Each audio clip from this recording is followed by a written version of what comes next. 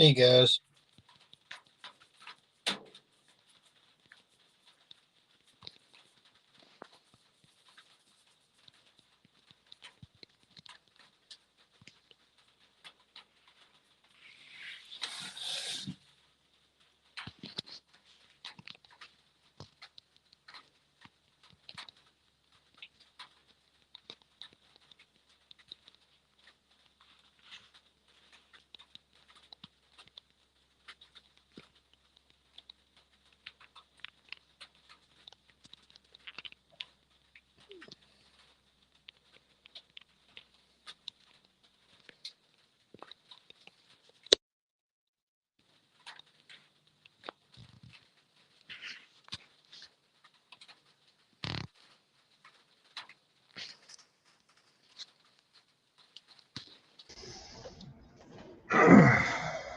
Hey Ed.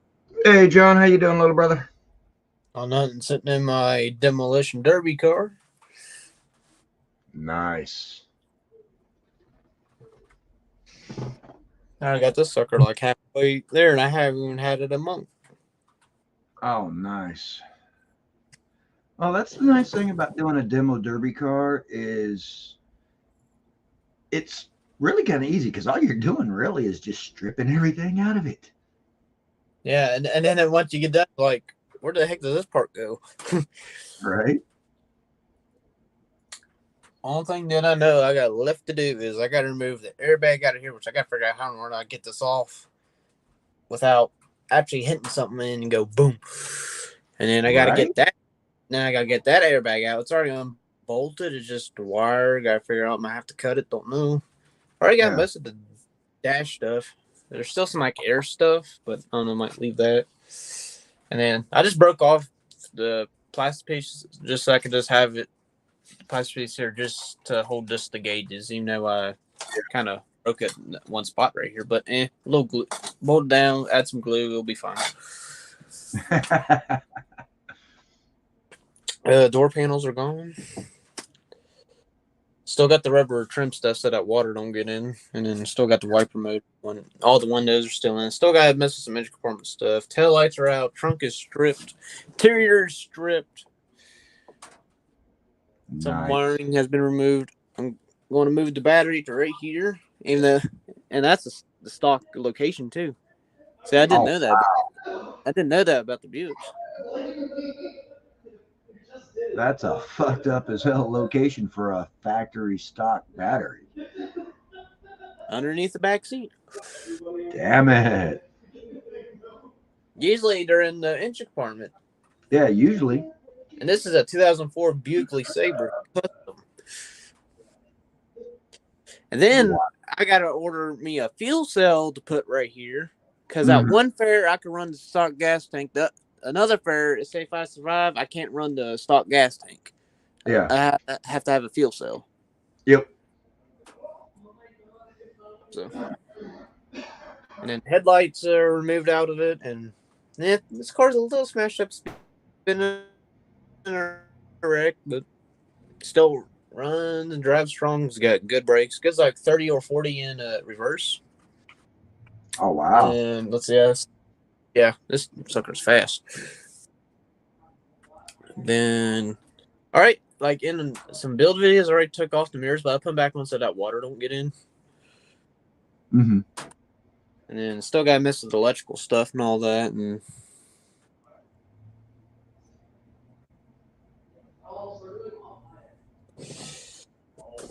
I got still got to cut the exhaust off.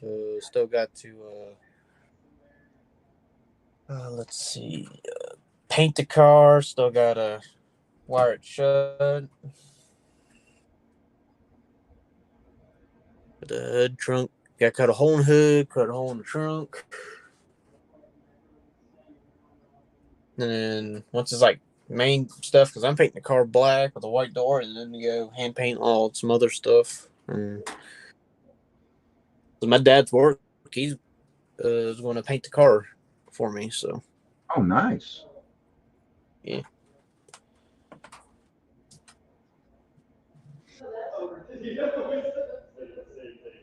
And one thing I don't understand, you got this seat here, you got to lift up a metal lever to move it forward. While the Hmm. driver's seat, you got to,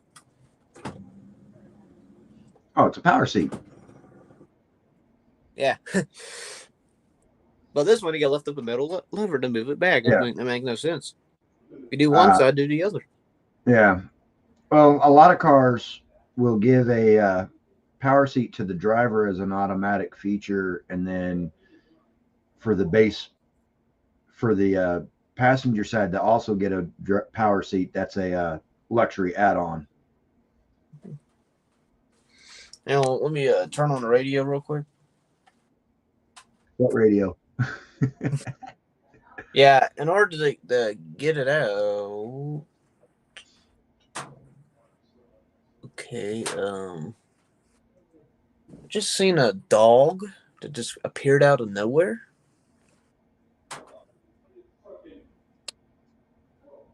I don't know, some black dog. I don't know. Time to look up and seen a random black dog.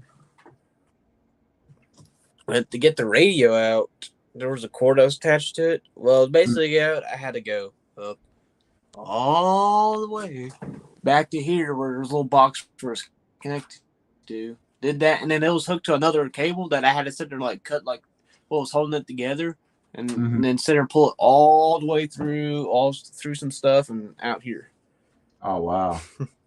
just to get the radio out. Now, like the AC stuff, you just easy. Yeah. Just went to like a little like one of these, and then you Mm-hmm. just hold down some tabs and pull it out. It's about the same thing for radio. Yeah. Even the headliner though. So yeah, still got a bunch of work to do. And bought this car with my own money too, not my parents' money. So Oh, nice. yeah, I'm cutting a lot of grass. I've been joking. I was like, how I was able to afford a car? I went cut some weeds and I turned around and sold the weed. How does he think I was able to afford it?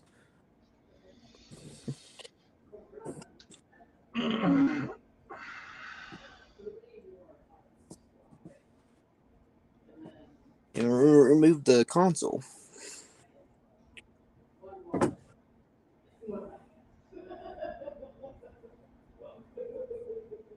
Might not help much, but I got something to hold on to. Right? They want to add a. I'm pretty sure that's what in the rules it says a sear bar can be put, which I'm pretty sure it's basically a bar that goes behind the seat. I'm pretty sure it's what it is. And I got it bolted on because this is for like a gut and go class. Mm-hmm. So I can't weld nothing at all. Then I got to remove the wheel weights. Yeah. Roughly about it, and then, of course take all what's inside the door panels, like on the windows and all the electrical stuff and all that.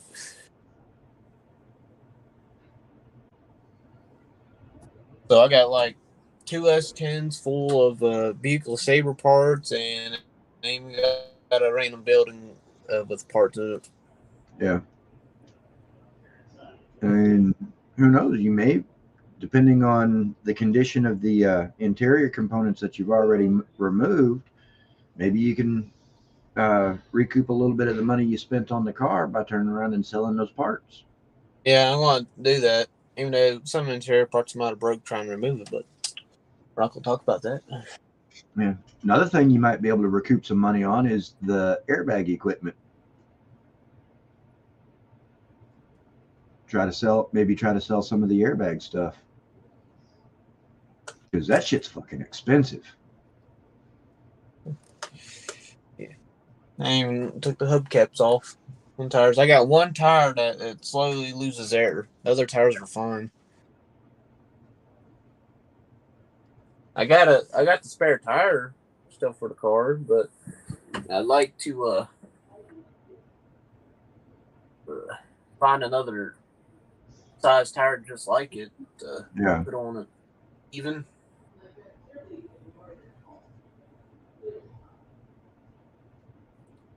They're probably what I'm gonna do with all the rest of this electrical stuff. Just like probably like bond it up somewhere or something like that, and then just like tape it together and all that. Have it laying here or something.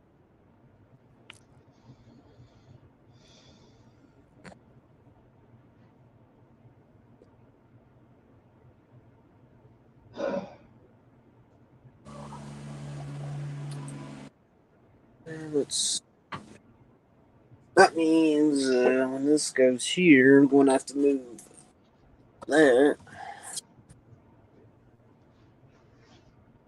And on the rest, because there's some like ground stuff that's in the trunk.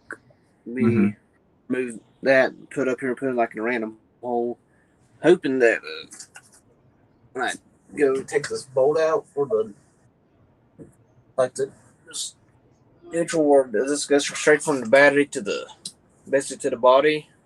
Mm-hmm. In fact, one of the whole for the passenger seat. Yeah, use one of the passenger seat bolt holes. Just make sure to take a grinder and grind all that paint away from the area first. Take like a wire wheel brush and strip all that paint off first.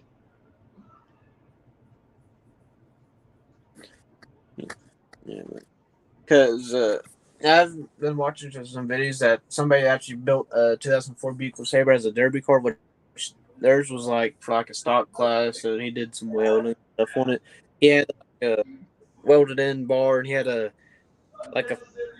piece connected that was like floating here to put the battery on, and he had to for the ground or neutral, he had to put it back to where it was.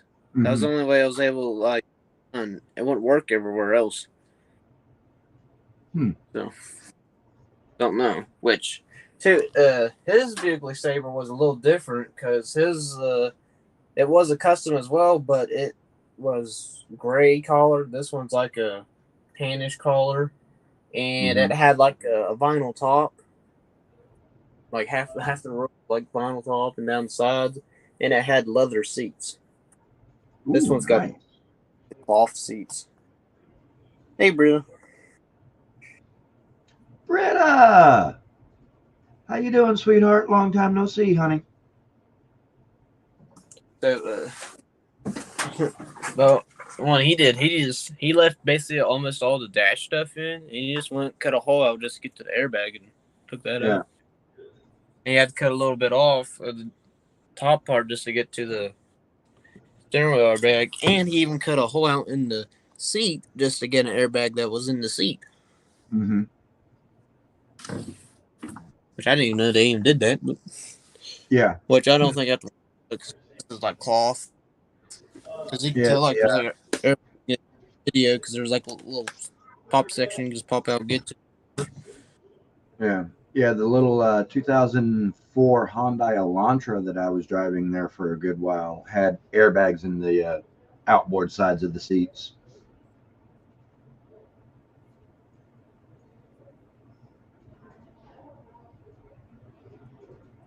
Oh, okay. She's probably with Gary. Ride the wind. Decided to go to Sweden together. Hey, she just hasn't. You really rather look like you're new here.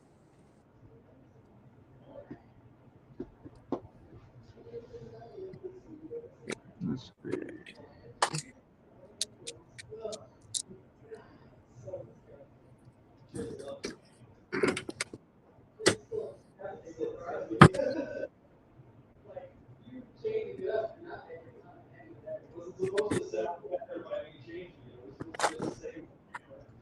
Well, early riser, you just got a new subscriber.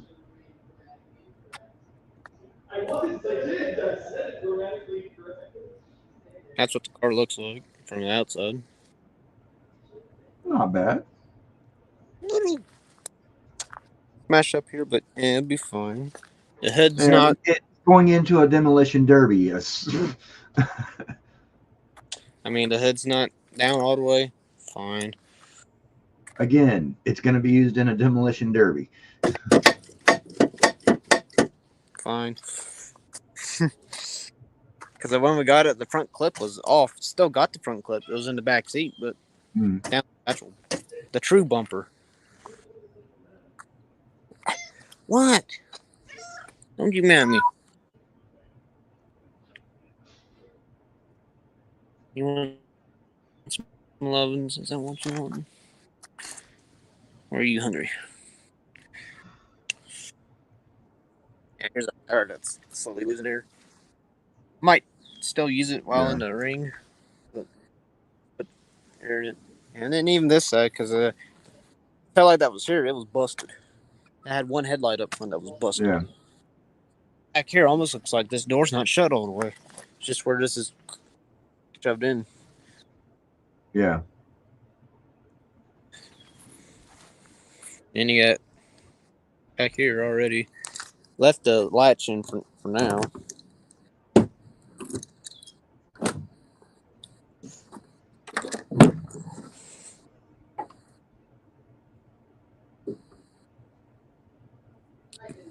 This is a S10 spare tire. Are you curious? You know what they say? Curiosity killed the cat.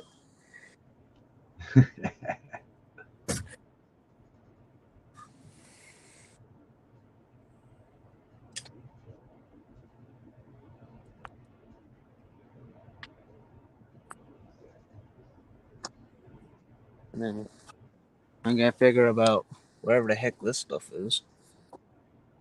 Because it's when I turn the car on and start it up back here, it makes a noise, and then it quits, and I don't do it again. And then when you go turn the car off, and then it does it again. I almost wonder if maybe that might be air ride suspension. I don't know, but probably gonna get removed anyway. But that thing is like the fuel pump, and I'm like, but the fuel pump's over there. Yeah. Because this is like right above the muffler. Yeah. Yeah. The reason I think it might be air suspension is a lot of Buicks have air shocks on them, and that might be the pump to make sure that they're filled up and all that. Because then And I got Brenda wants to know your cat's name. Heathcliff from that 80s TV show. Ah, okay. Yeah, that's what we named it. Because we had one of our neighbor's cats had kittens on our front porch. That one, and then my sister's cat. When we found it, Heathcliff, he was acting basically like Heathcliff. When we found, he's like, like hissing and all that, and Mm-hmm. so that's how he got his name. Now he's a big baby, spoiled to death. I even carry him like a baby sometimes. Yeah.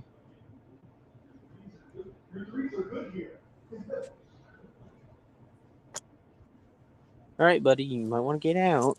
Ready, shut the trunk.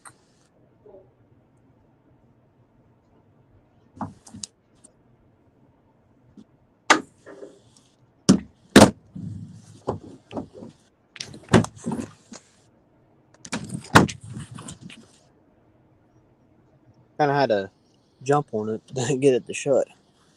Hmm?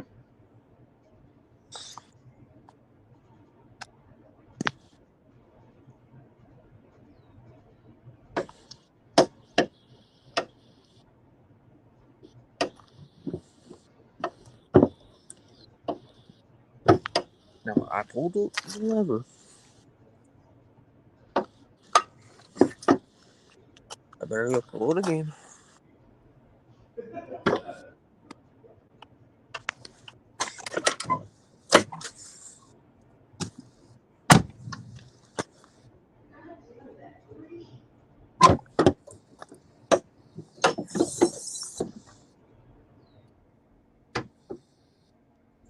$3,800 series V6. Yep. I've heard like these bitters are good. Yeah, they're not bad little motors. Yeah, this has got to go. This is like for like the AC stuff. Yeah. Yeah, probably get rid of this. Get rid of wiper fluid. Move this into here. Mm-hmm. Move the air box. This. Yeah, you're not supposed to drop your phone, Jonathan. You didn't see anything.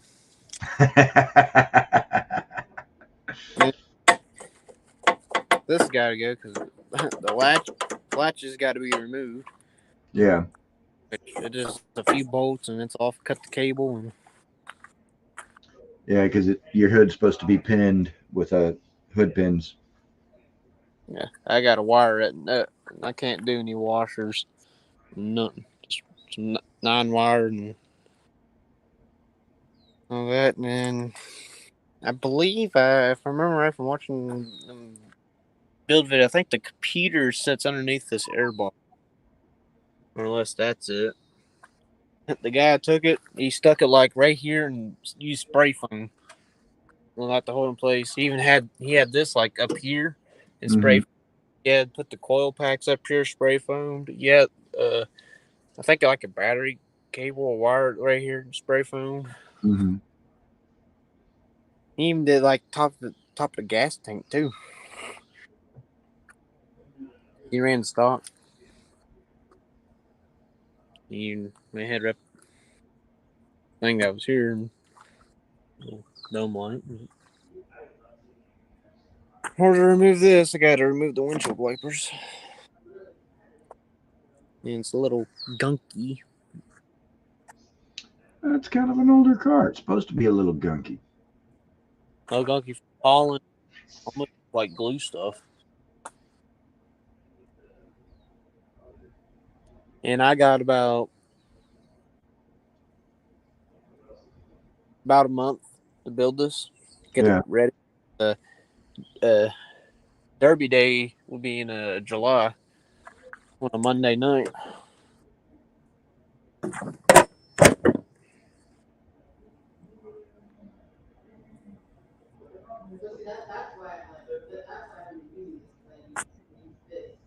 Yeah, I know where one wheel weight is. This is the only one that's exposed. I Yeah. gotta find the other ones are at on around because when I go to lift this up, take the gas tank out, cut the exhaust off, take the tires off, take the wheel weight off, and then put tires back on. Yep. Got a mud dauber nest.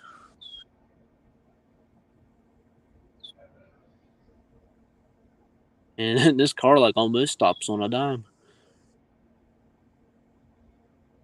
Oh, that's good. It looks like it disconnects here. Then you got this random wire.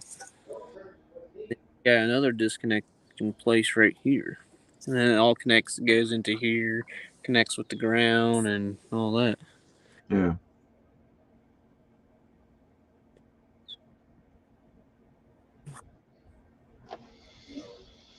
Want to paint black with a white door. Number one. Put a final top. I'm going to put my YouTube on the door. Nice. Both of my channels, the model and the fair one. I put because Sherman Williams want to sponsor cars. Put here and then my dad's work. Mm-hmm. Then of course hole here and probably like a Bible verse somewhere and about the same story on this side and all that. And gotta have a hole in the hood just in case if there's a fire. Mm-hmm. Minimum of 12 inches.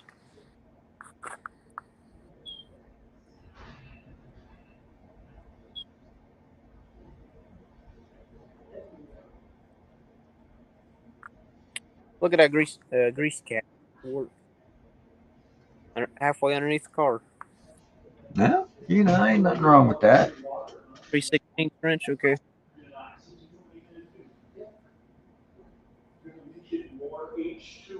Hey, Phil, how you doing, brother? Hey, hey, Bill. You want to take the gloss off for me, buddy? Hmm? So I don't have to crawl up underneath there.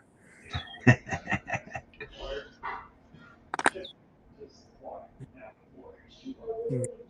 Rubber tree glue coming off. Oh. Have you seen uh, videos of at this foreign girl with I think a Bentley and all that?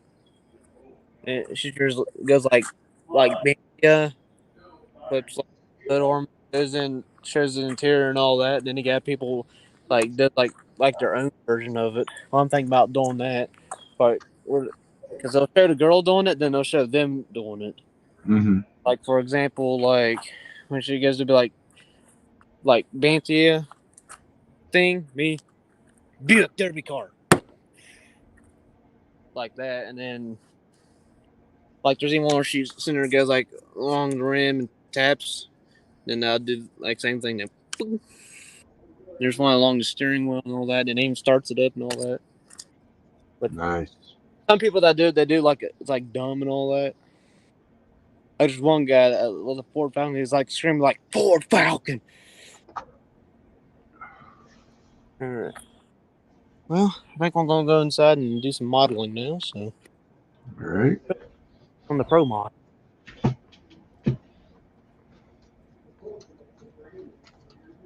and then I still figure out some of this front electrical stuff too, or what I can take off and what I need to keep on. Well, I want to get out of the road, buddy. If not, you're gonna get run over.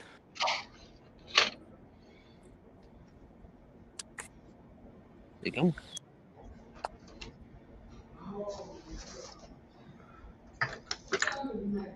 I've already built videos. Uh, I'll be right back. I need to go get some water from my rinse cup for my brushes. all right.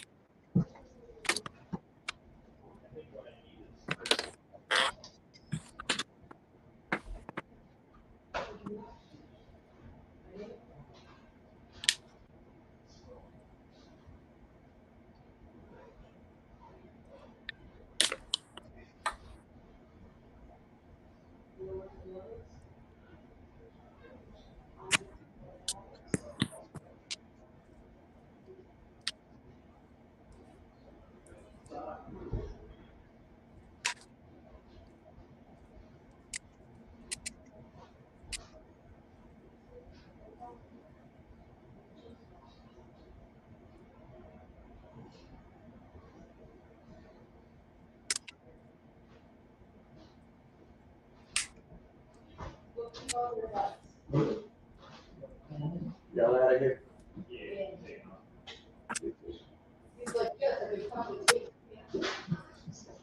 So, lady in the house, please wait a little bit longer before you take your pants off. Yeah, no, I'm in one of my lives right now, so I'm not taking them off anytime soon. An unhappy. His job was leaving. Oh. Yeah. Well, it happens. Literally caught you with your pants down.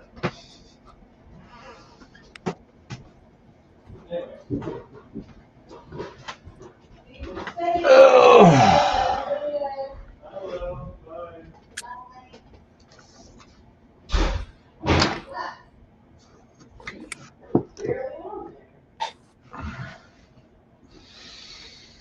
I need to do something with my glue caps. I just busted this one off, just trying to get the cap off. Oh, lovely. Thanks, probably the 20th time I've done that. But happened to this one.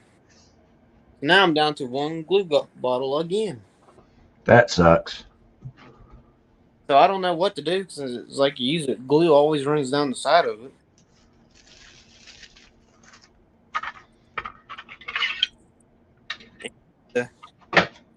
A little tripod that I had to do a little redneck ingenuity just so I could put a phone on here.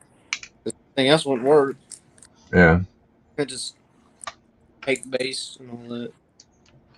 I don't know. I don't know if I should bring this tomorrow or not. Where I'm going, because I am going to a drag strip tomorrow, Oh yeah. opening day, Oh nice. a grand reopening for a drag strip that's been closed down for I think about 10 years, and it's close by too. It's in the next county over.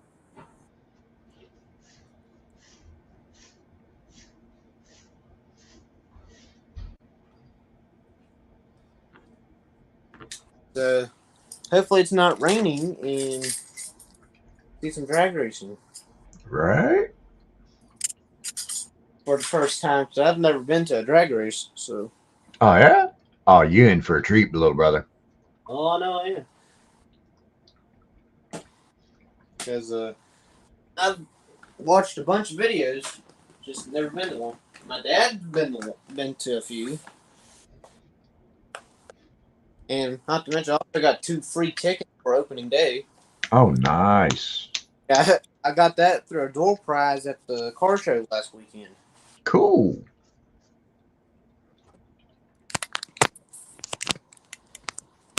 It was the very first door prize too.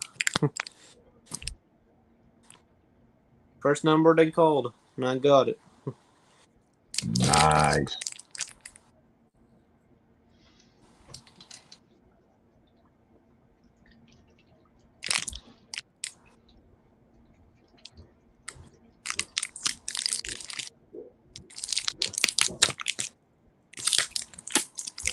Let me put some new tape. Yes.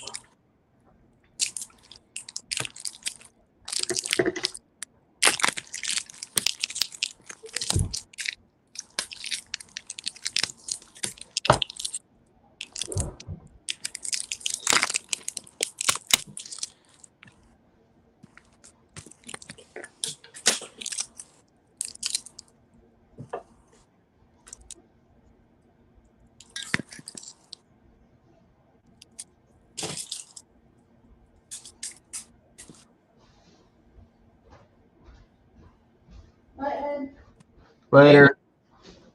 Drag strips called Southside Dragway. It used to be called the Canal Valley Drag Strip. It's in south side West Virginia, along the Canal River.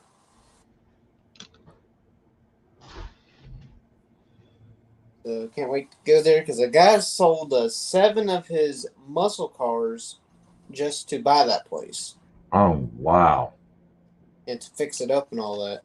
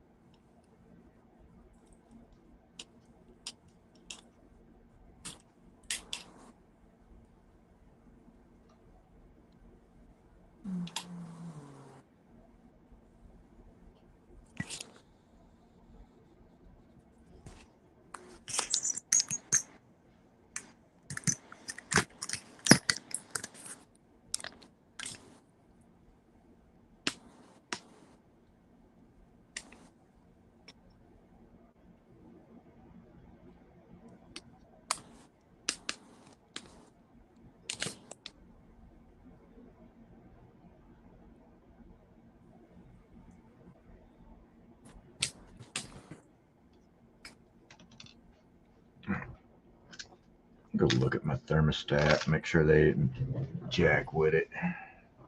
Alright.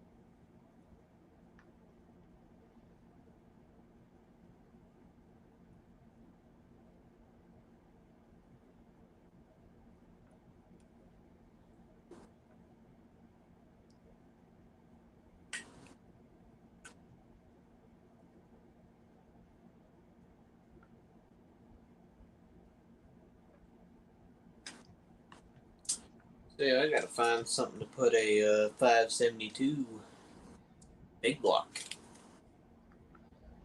motor in.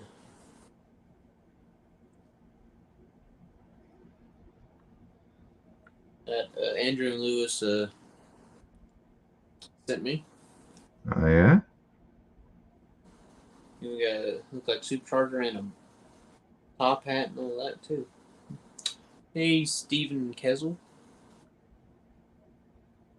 A good evening to you too. And got some seatbelt hardware. Got 2 bottles of nitrous. Oh, nice. I might use that on my Pro Mod Impala. And then I got 2 bucket seats, racing seats. Sweet. Model on. Yes, sir, Stephen. Yes, sir.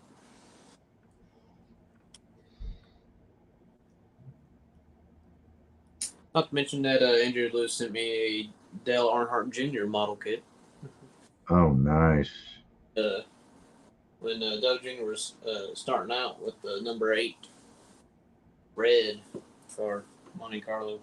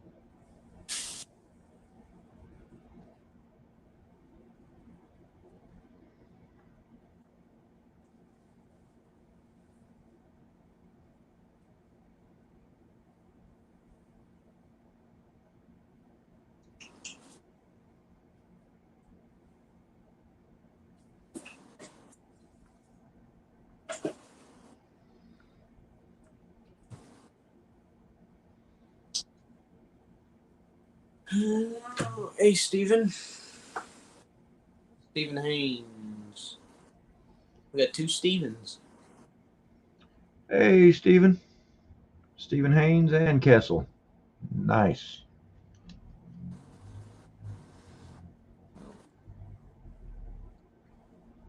Getting close to being done with the framework.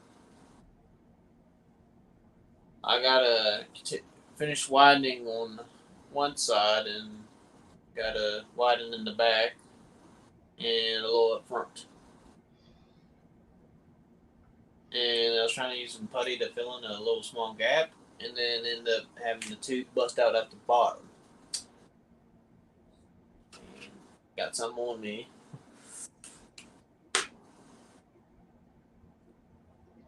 Alright, so Steven meets Steven. Your twin brother from another mother.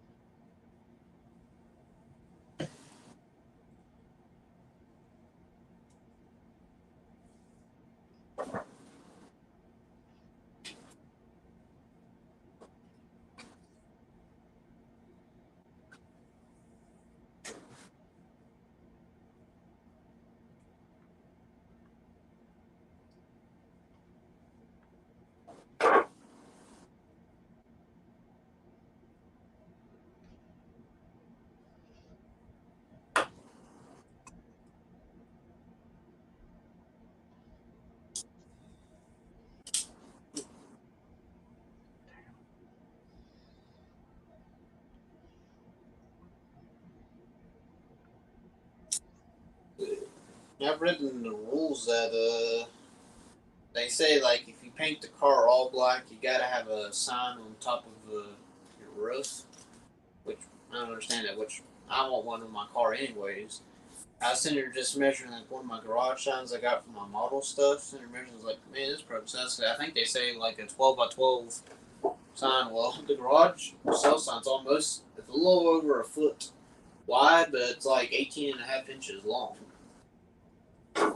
So sit there, get me another one from Walmart, paint it, and then put a one on it, and there's my sign, and then figure out how to get it attached to the roof.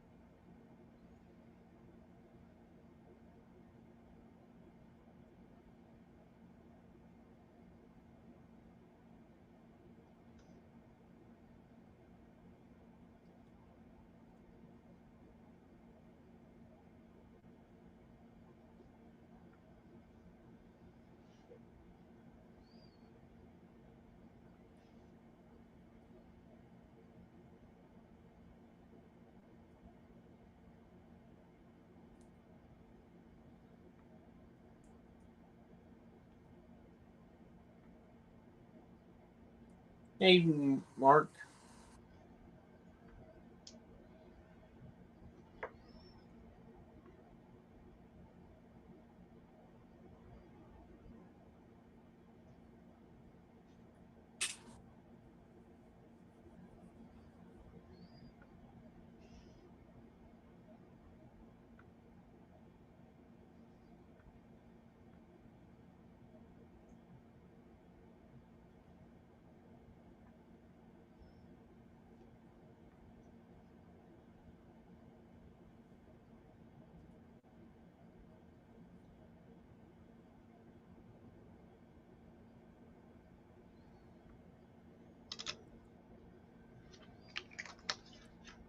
Hey, Jimmy.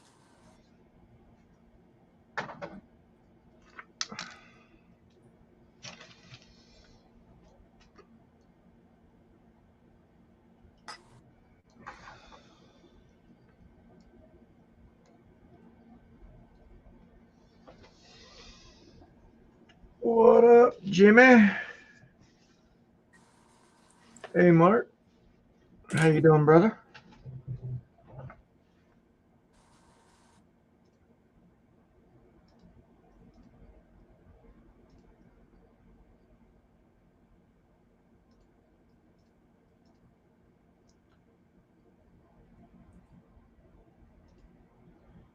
Well, Stephen Kessel, you now have 2 subscribers.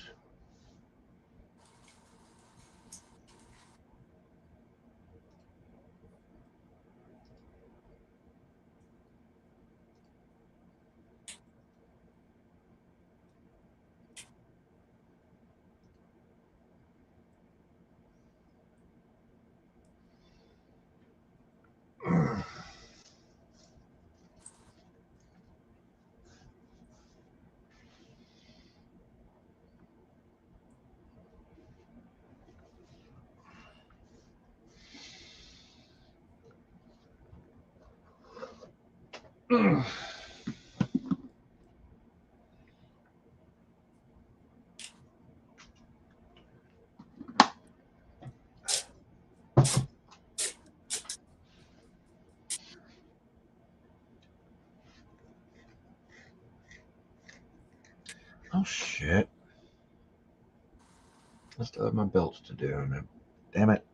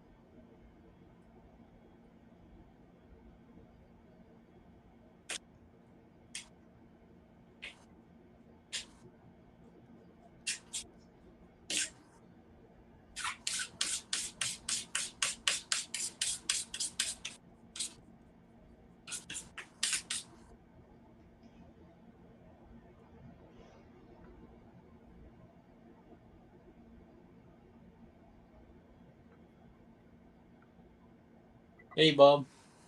Well, Hey, King Bob, what's up, brother? not a whole lot. Not a whole lot. Working on the Wreckfest Firebird. Ah, okay. We are masking the body for the paint, but I'm using white tape on a white body, so you won't be able to see anything.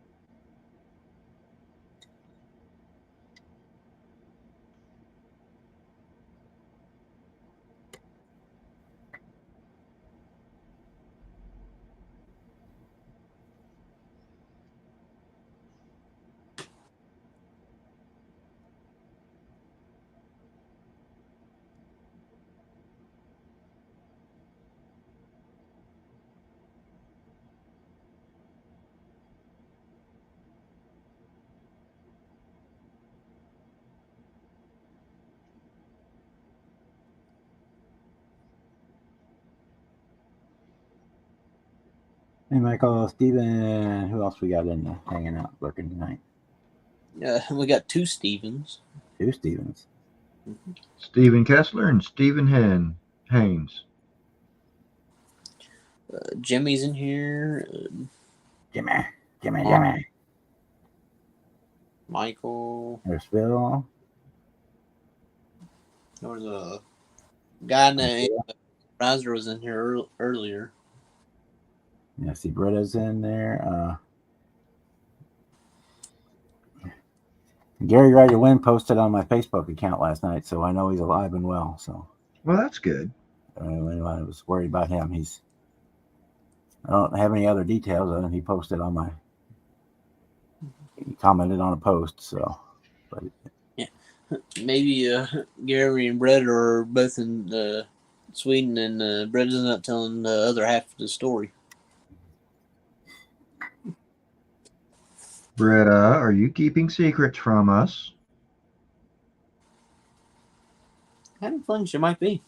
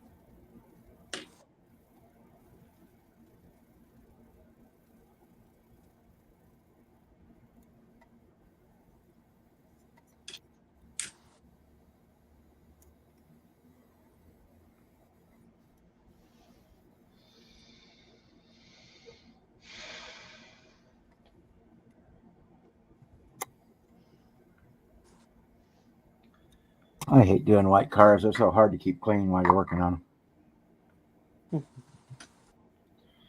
Well, they're not exactly easy to keep clean IRL either on the one-to-ones.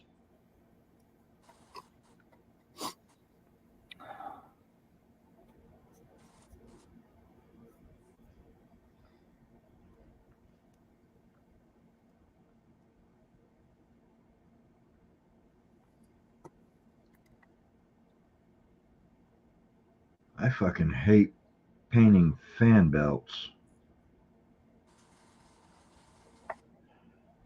Incredibly tedious.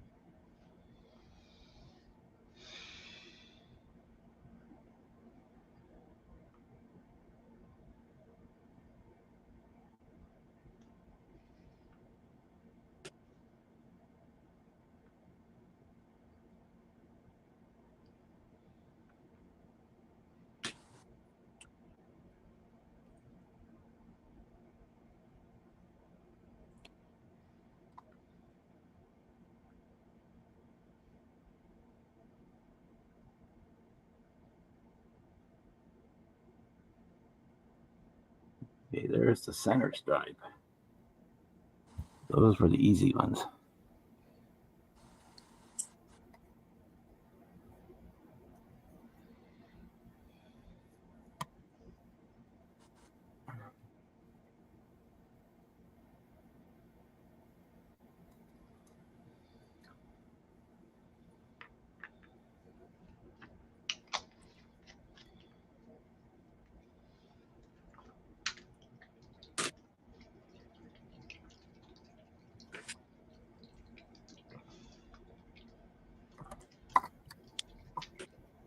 So Bob, guess what I'm gonna be doing tomorrow? Going to a race? Going to a drag race. Cool. Opening day of a drag strip that's near me. It's been closed down for probably about, I think, 10 years. A guy sold 7 of his muscle cars to buy the place. And he's been working on it all winter, and grand opening is tomorrow. And I got 2 free tickets Cool. that I got in the door prize from last weekend's car show / model car contest.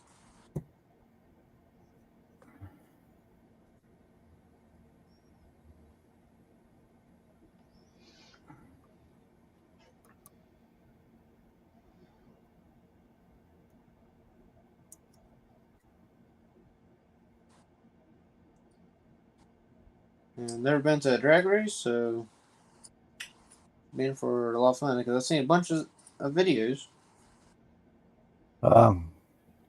Get you some earplugs, or if you can, because it's Yeah, if you're concerned at all Yeah, for about the your loud hearing, ones.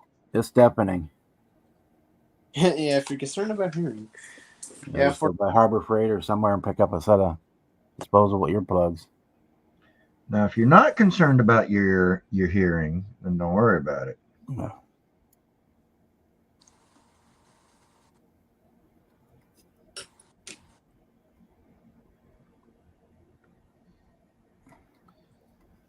I tell you to have a beard on me for my birthday, but you're not old enough, so.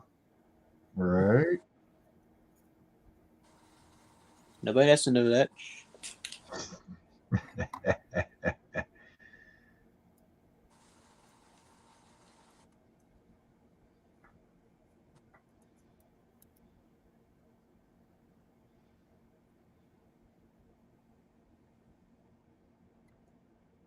I think it might be done.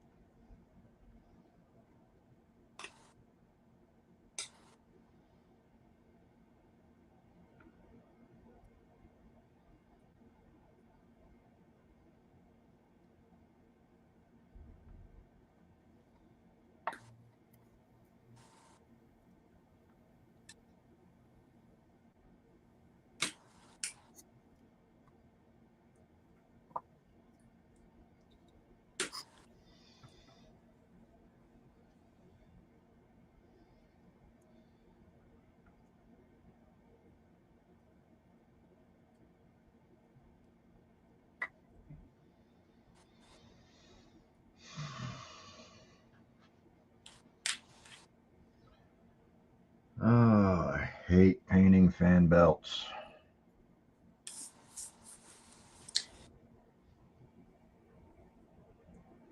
You gotta hold in one spot, paint everywhere else, let it dry, and then paint that one spot.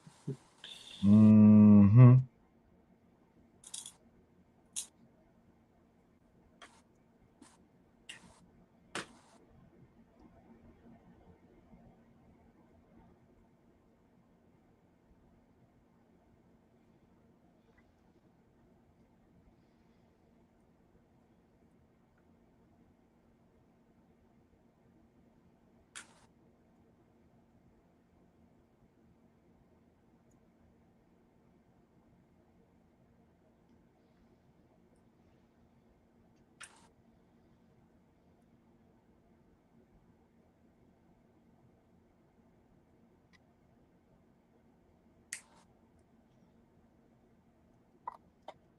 Seen a meme today of a guy sit down at a table, and on top of the table was had a bunch of cash money sitting there, and it said like me if I didn't buy food, be rich, and now there was like me if I didn't buy a bunch of model kits. Right? Mm-hmm.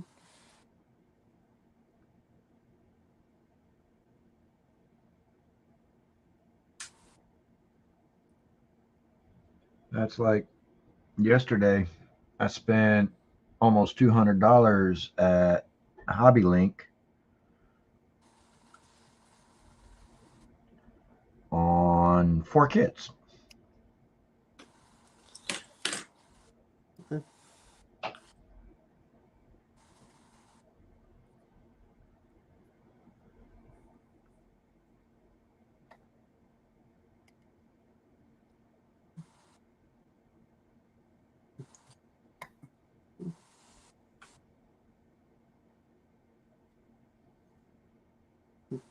And one thing that is kind of crazy about my dragster group build, the day that I have the like end date, you can still continue if you have not finished by the end date, because it ends on June 1st. Well, that's another day of drag racing at the drag strip. That I'm going to, and it even has a car show with it.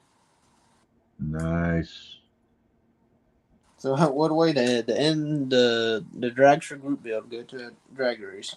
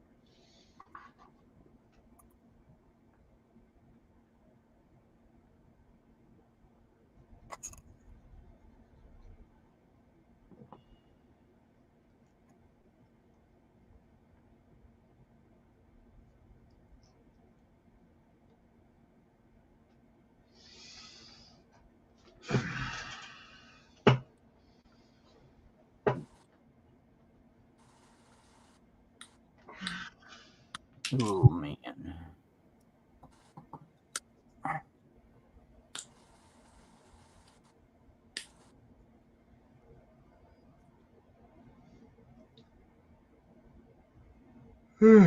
Yeah. It's too early to be doing that. Yeah, I know. Especially considering as I didn't crawl out of bed until 2 o'clock this afternoon. Wow. One of my actual rare, true days off. Yeah. Granted, I stayed up kind of late last night. It was about 1:30 in the morning when I went to bed last night. So can't really say went to bed last night then, huh? But yeah, I went to bed about 1:30 in the morning, and then got back up about 2 this afternoon, and went out and topped off tanking my gas tank in my truck, and got some Mountain Dew and a carton of cigarettes and a couple of bottles of paint.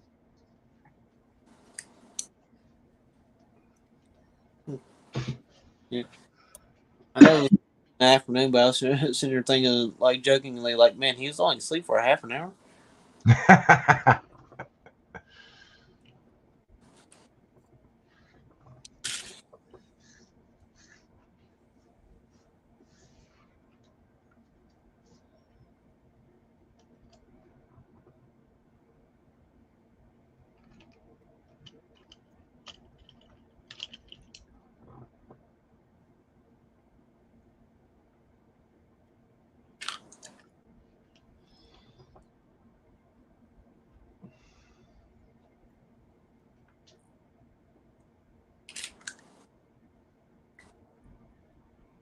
I don't know if I'm going to do it today or not, but I'm going to make fuel cells. Oh yeah. Because I'm going to make one for the Pro Mod. And then we'll make one to have ready for when I got to do the senior tribute build of the demo car. Yeah. Tribute build. Get that for the Wildcat. Which I need to order my senior decals so I can put it on his car for the 66 Impala that I got, modified stalker, and then whatever's left over, I'm going to put on the Wreckfest car. So killing two birds with one stone.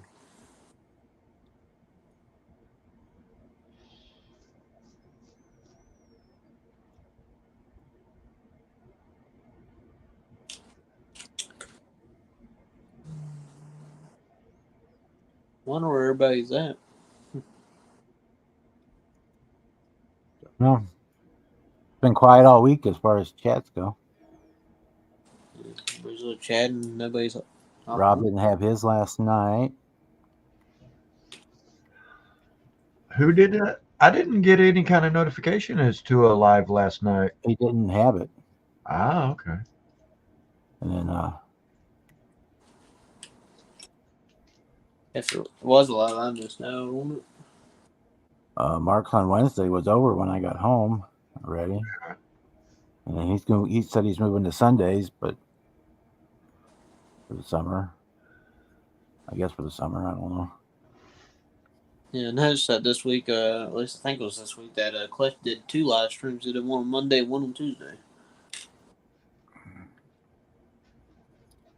Cliff had his Wreckfest on Thursday, and I guess I don't know if Brian's having one tomorrow night or not because he's going to Simpsonville for the show. So probably not. I guess Papa might fill in, or I don't know.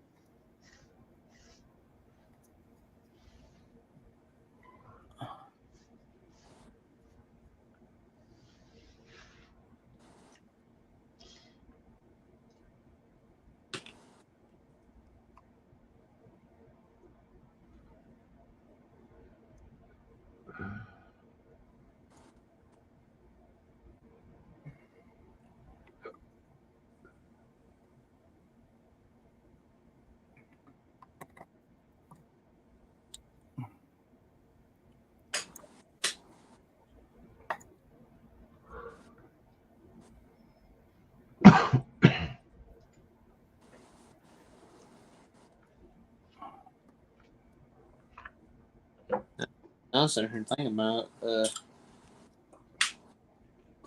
hold up, thought something just fell out of the car. I'm sitting here holding, and there's a spider in it. Oh, that's not. That's no way, no. Hey.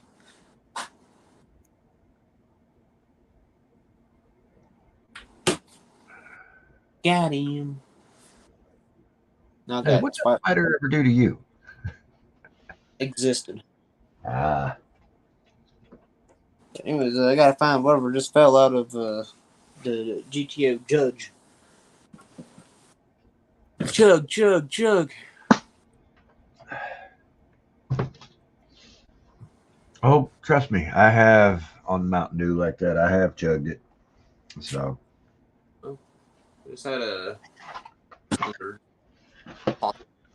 with the judge. Sitting here like while I wait for the times to set up a little bit. Sitting here like almost want to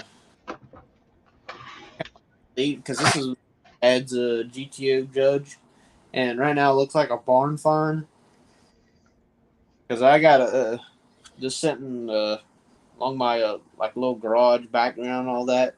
Like it's being warped on, like the motor's in the middle of being pulled out, even though the flip part needs to be off. But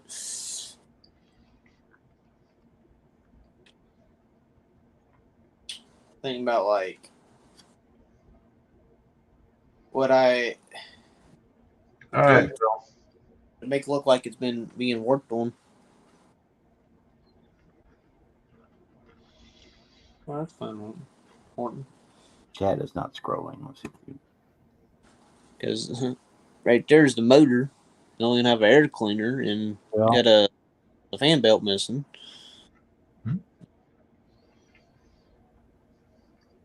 Like to pull it out, I have to take off like the radiator cover.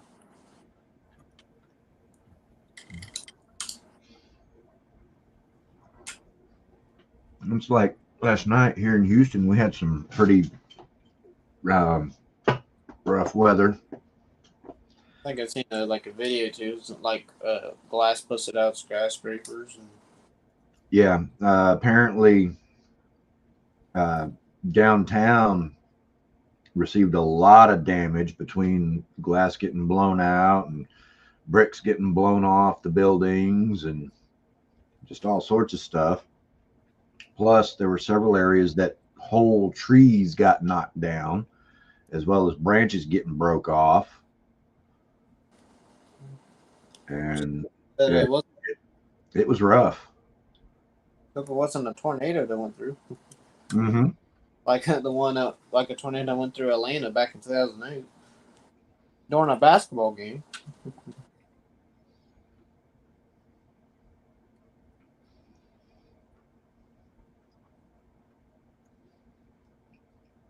Judging from the way some of the stuff is, looks like this GTO was molded in orange. Mm-hmm. And you got painted red with the black interior with an orange dash. And the black wing. Yeah. I remember I had to glue the back of it back on because it fell off. Totally did not drop scissors.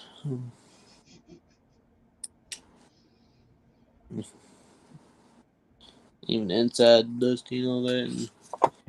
And exhaust still on all that. Hey, Bruce. Hey, Bruce, how you doing, brother?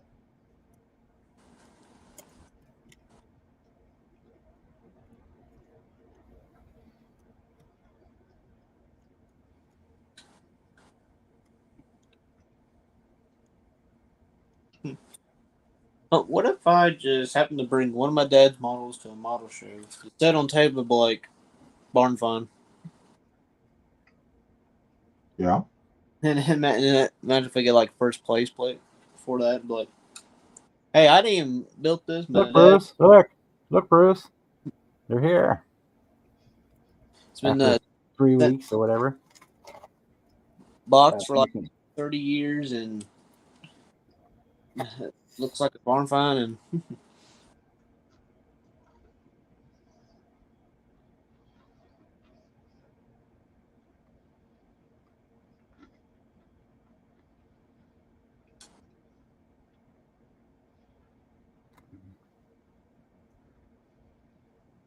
one of these, because I know there's a newer. I don't know if this is a 69 or a 70 GTU.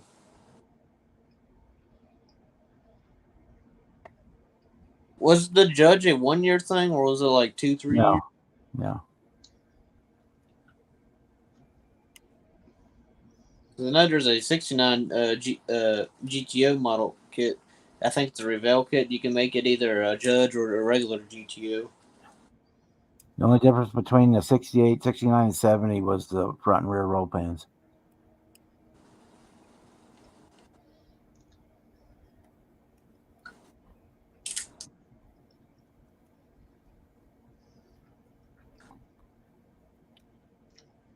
Get that and it'd be like a redo of this, paint it red and do the black seats and all that.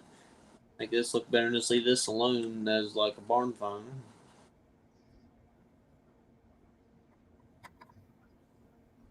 And then I got an engine stand with an engine block that's supposed to be on it, but it's actually not on it, and it's laying on the garage floor, and the engine block is upside down. And there's no oil paint on it. Just down their heads and an engine block. Mm-hmm. And it's just sitting like that.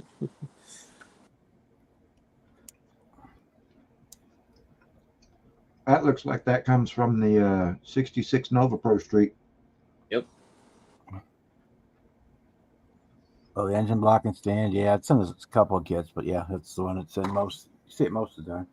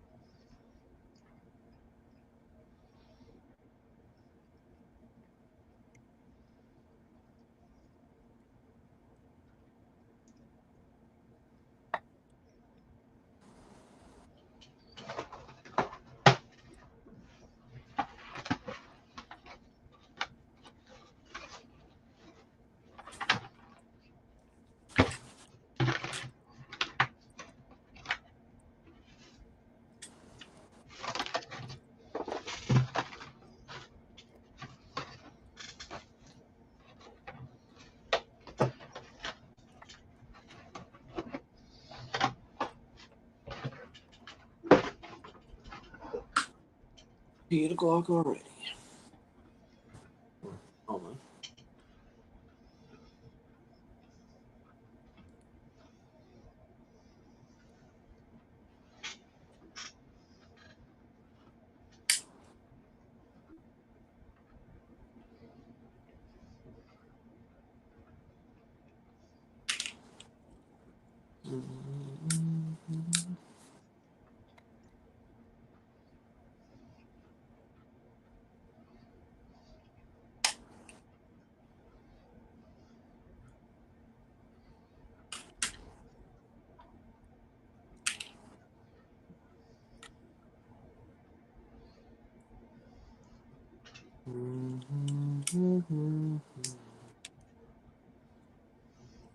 This is how far I've gotten on my framework. Tell. Looks Got this side widened, and then it's extended where it needs to be, and then about roughly the center and rear. good. Mm-hmm. So I gotta do this side, and then I gotta do up front, and then the sides on the back, and then see what needs to be in there, and then if I need to do shaving, I'll shave it and go from there. And then I think it, and then maybe some sanding some places, sure, and then we'll should be ready for paint. Because I have not painted one thing on this car.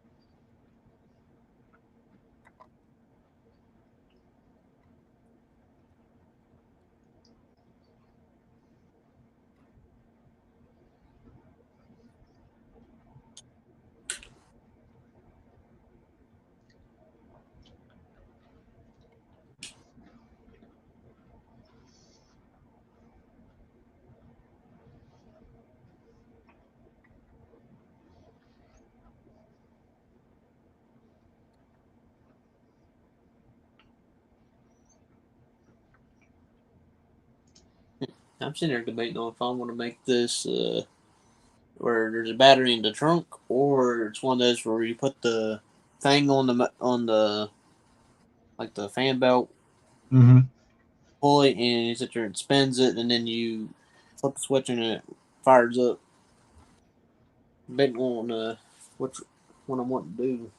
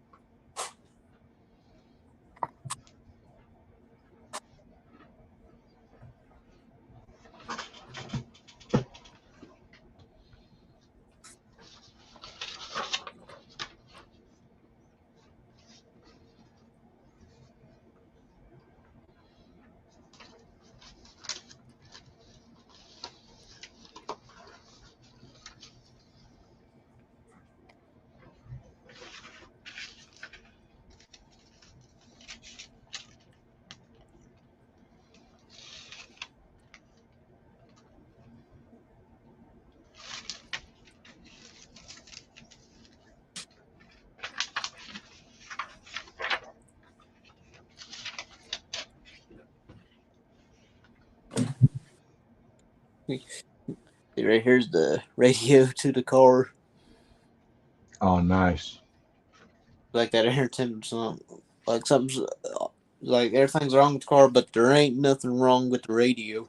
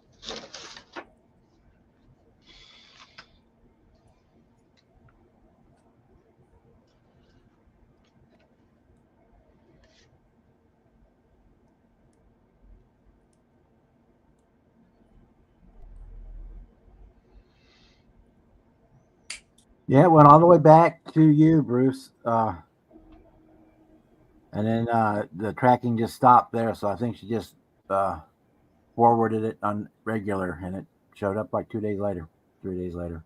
I guess yesterday. I guess it came in. Yeah, yesterday got here.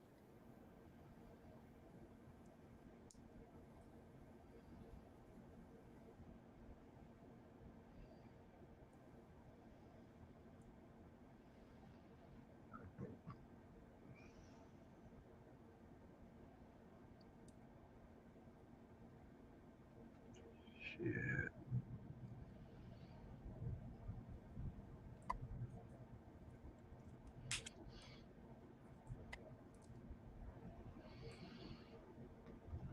Man.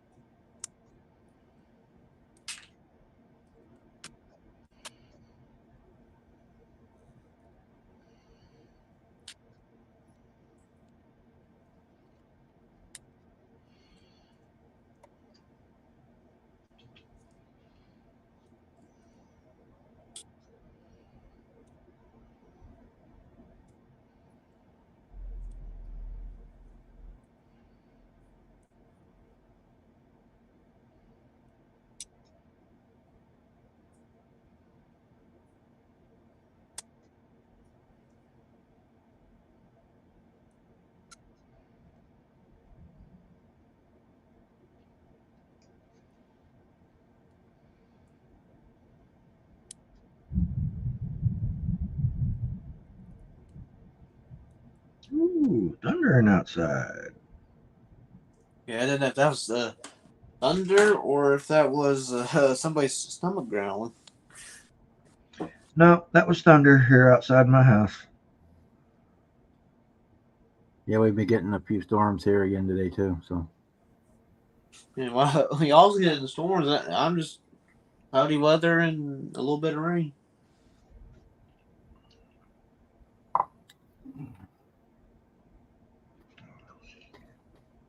It's been like this almost about every day for about 2 weeks. Hey, Kevin. yeah, Hey, Kevin.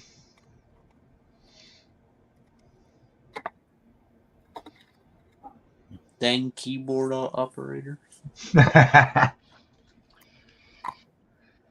It's one of those situations where, with Kevin's computer, Pebcac, problem exists between keyboard and chair.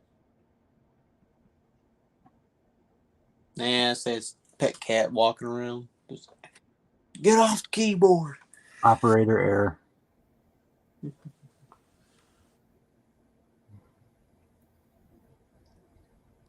Smooth operator.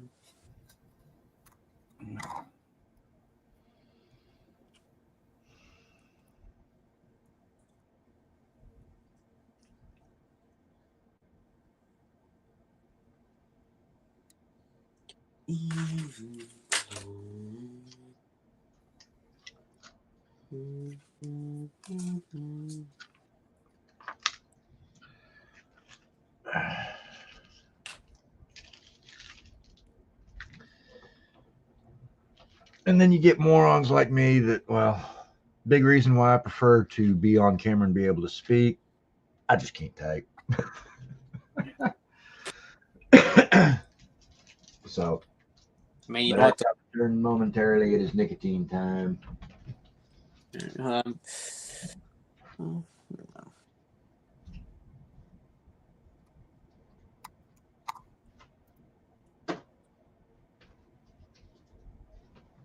you're all the time stuffing your face, Kevin.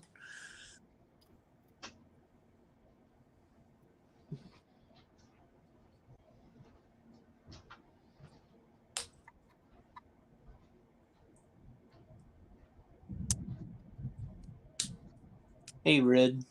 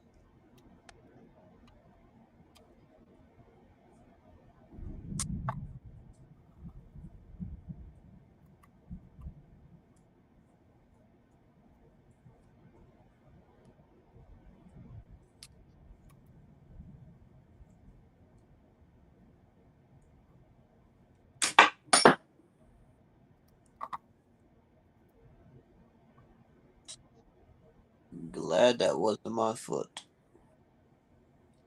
Said how my blade all fall off the table, and it stuck into the underneath the. There's a small place in the floor where it's, I think it's wood. It's underneath this checkered tile. Well, I just came down and stabbed the wood. Glad that was not my foot.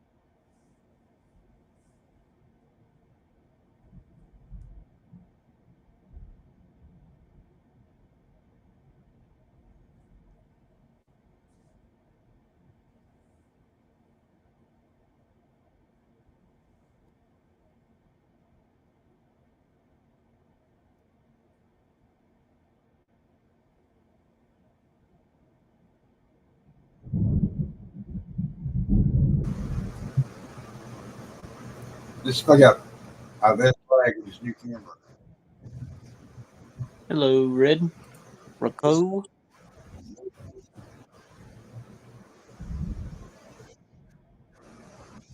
Hey, Jonathan.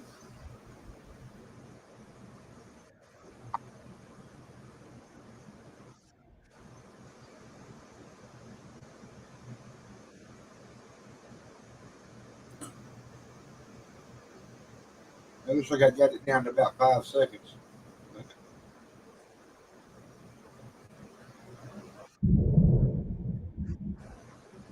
That's still a lot of lag. You ready?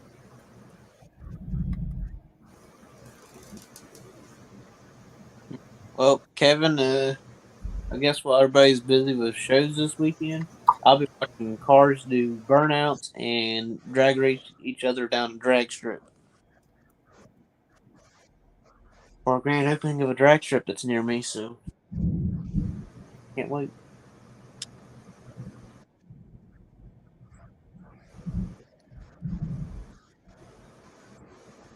I'm sure you have a blast. I think I will, if it's not raining. It's been a long time since I've been to a race. And it's my first drag race too, because I've never been to a drag race. I've only seen videos. Yeah, take earplugs, take lots of sunscreen. I don't know if I need sunscreen. There's definitely no shade anywhere.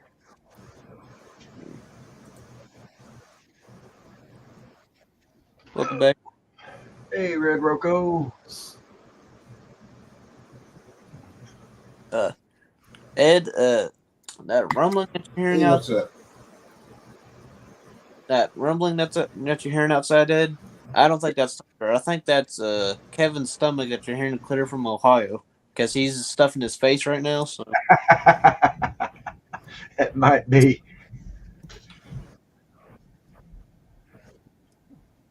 don't you agree, Kevin? Well, I'm just getting back up, and they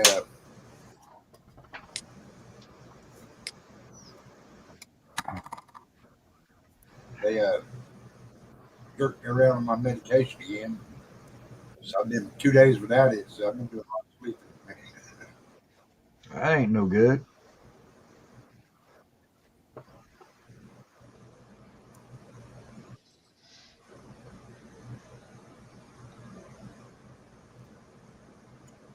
Yes, Kevin, very much so. Very, very much so.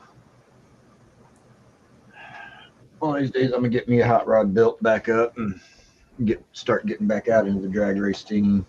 Been a minute. See, I did the opposite. I bought a dragster and made it street legal again. My '67 GTO was a full-out drag car when I bought it. Oh yeah. Yep. So you ruined it then, making it street legal. What's wrong with you, King Bob? Well, street legal was a loose term. It had plates on it. Off the country inspection.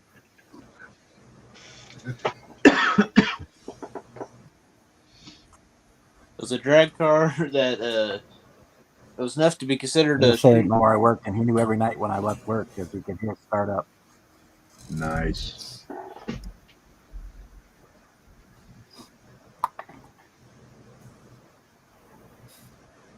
It was had a 400 big block with dual 750 Hollies on it. Full headers, straight pipes out the back.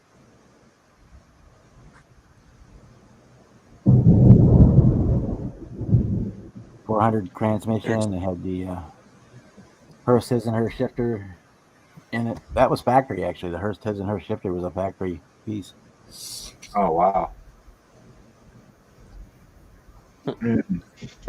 Yeah, there was Kevin's stomach again. Yep. And, Yeah, and what's bad about it is stepping out on my back porch with my back to the back door. I look off to my left and I can still see blue sky, and yet it's still thundering and lightning out. They had twisted the frame on it, so I got it cheap. Yeah. So we put it on a rack and got it straightened out enough that I could drive it. It still ate up tires pretty quick, but Yeah. I could only get about 8 or 10,000 miles out of a set of front tires before they were bald because Back it when I would lived eat them in up. But Piedmont, it wasn't nothing to steer.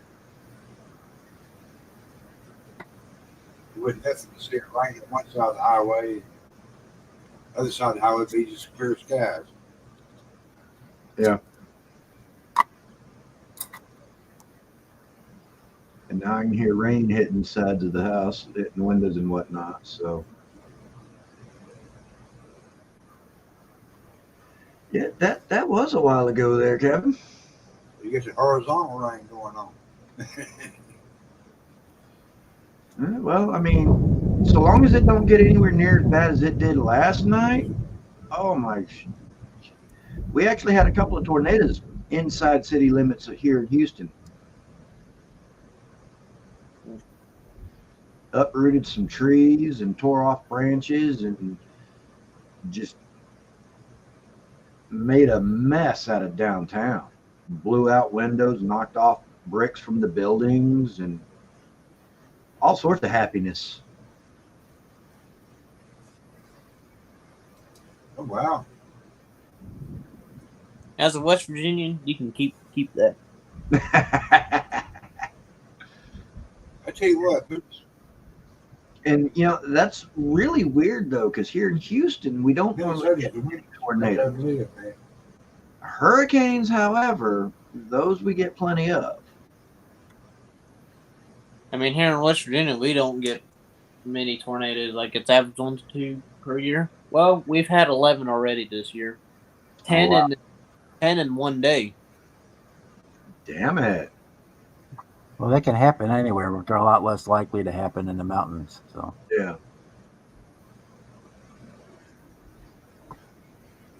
Because the 10 in one day happened from a big Like line saying, through on April 2nd. The other one I found out about, I don't know when it happened, but it was in the northern panhandle somewhere.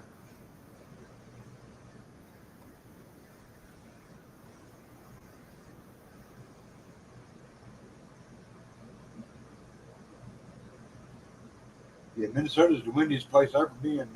You might have a 30 mile an hour wind set in, and blow for eight, 9 days, man.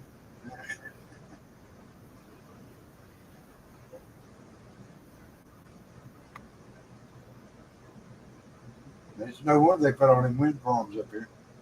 Yeah.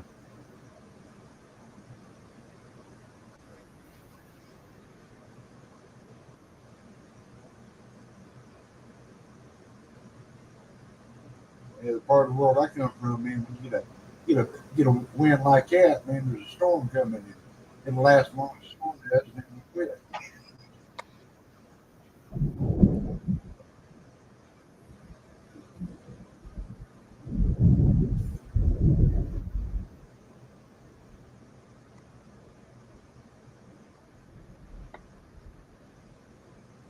Like, I think I've seen some, like, Ohio's had the most tornadoes that's been reported so far this year. And that's not even in traditional tornado alley. Yeah. Traditional.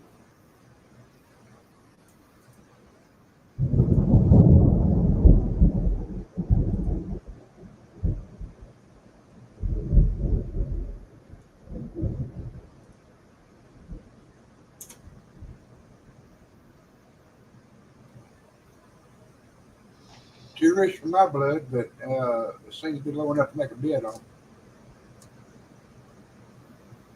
Hey, Reds.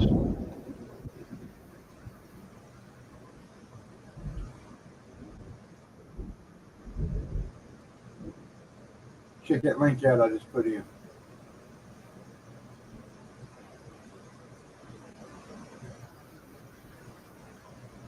Yeah, I think that's from the April 3rd, 1974 super outbreak.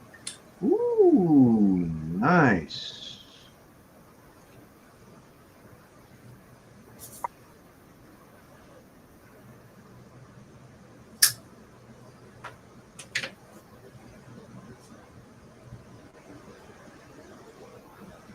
I don't think it's $146 nice, but nice.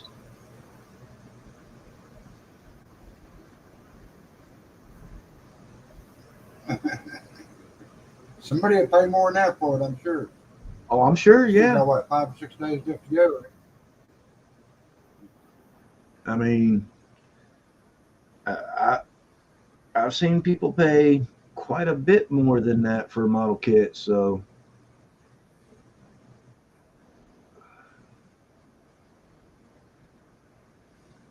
I'll It's a really generally nice one too. It's unbuilt. It looks like it's all there. yeah. Still on the tree. For a kit that I would want, You can get figure depending with it. on the kit, I think the most I've ever spent on one was about $100.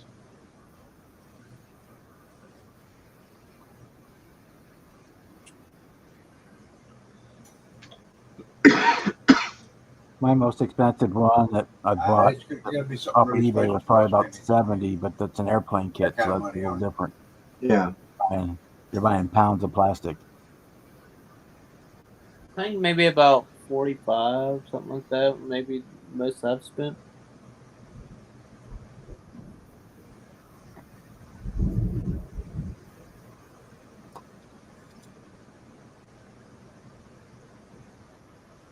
I mean, it's like the $185 that I just spent with Hobby Link. 70 of that was for a 48 scale SR71. So Yeah. My most expensive one was a 48 scale. That's a pretty good deal on that 258. particular kit, I think. That's a high dollar one. Yeah, that's like a $150 kit, so that's not a bad price at all.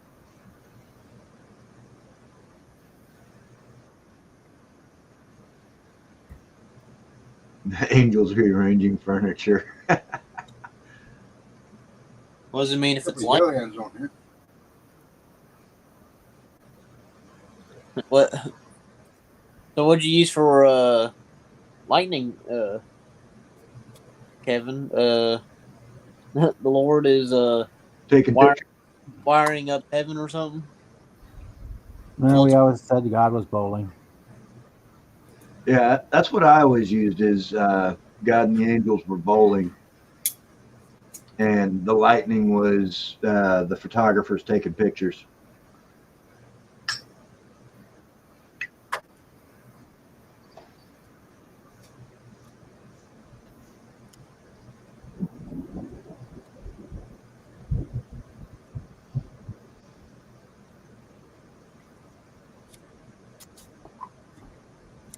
Using tape like somebody else is paying for it.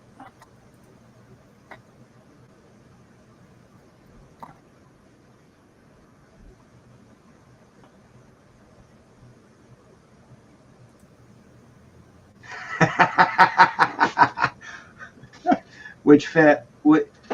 Which Jeff there, Kevin? Fafa or good Jeff?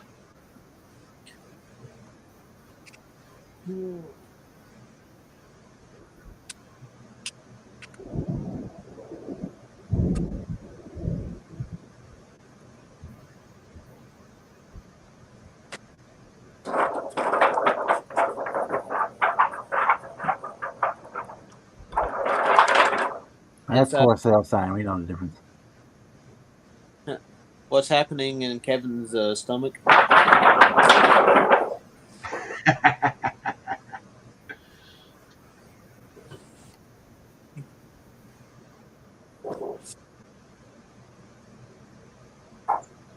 Okay.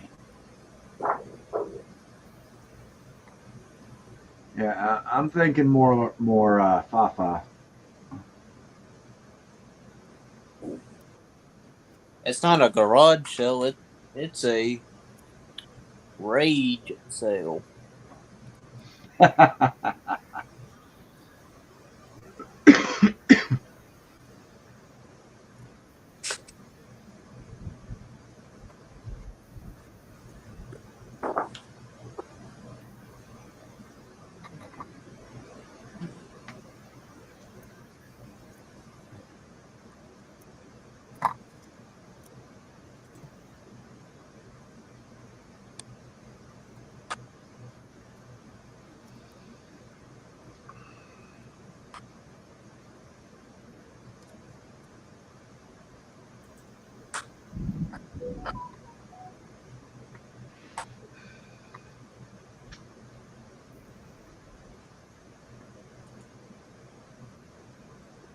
Well, let's see. $0,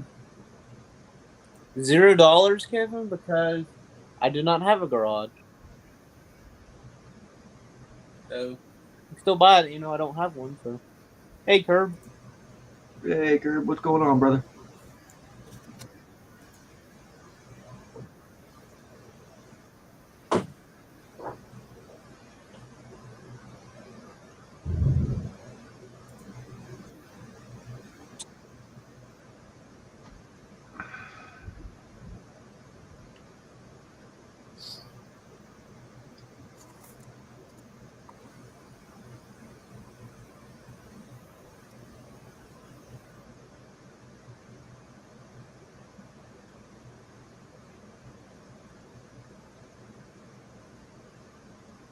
Ooh,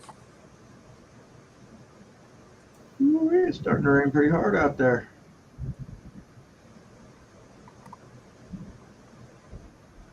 Starts raining any harder than what it is, y'all probably be able to hear it over my mic. Well, let's see. As much yard I gotta cut, Kevin, we'll go about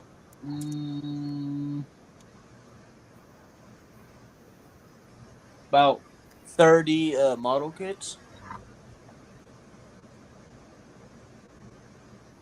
You want the yard? I need 30 model kits, and then you can have the yard. Kevin. Only 30? Okay, we'll go 50. Wow. Still a pretty cheap yard. Okay, maybe 100. I mean, time I get done cutting grass and running over, it takes me about 3 hours. Get all cut, so I say it might be about worth 100 model kits. So. If you want the yard, Kevin, you better pay up.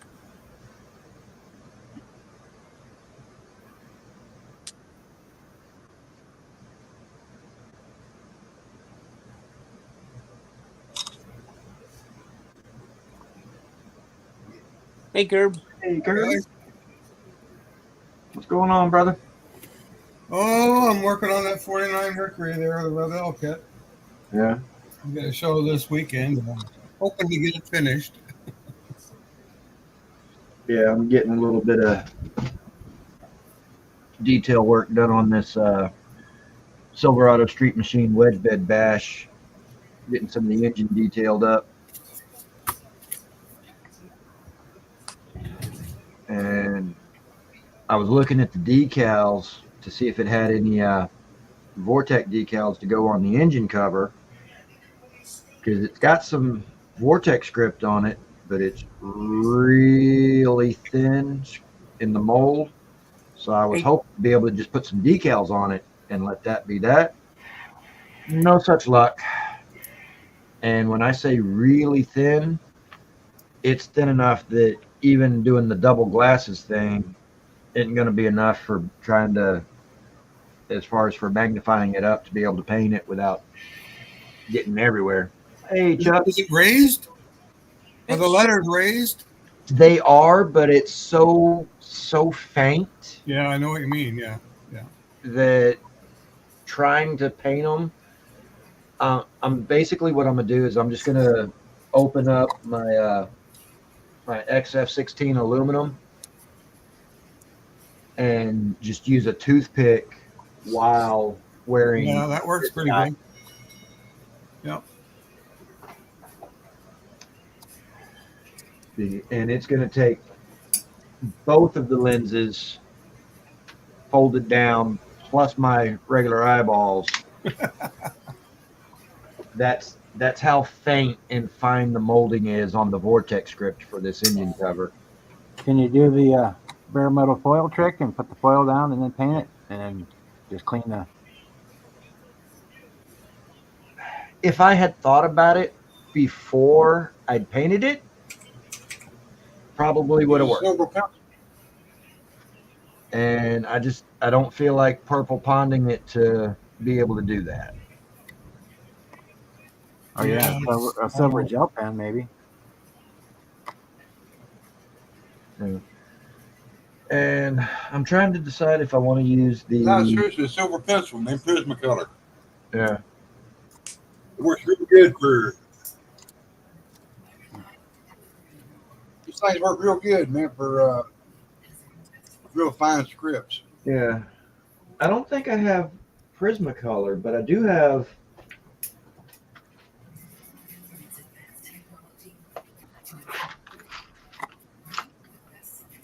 I don't think my silver is going to be in this one. But I do have a bunch of different colored pencils. that might work.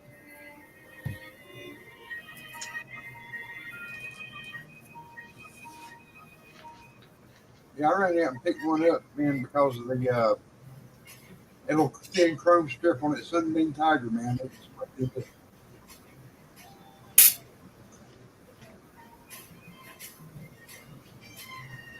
I mean, it's too thin to even pull, you know. Yeah. But you can take the silver pencil and color it with that, man, and put a little clear coat over it, and it'll look fine.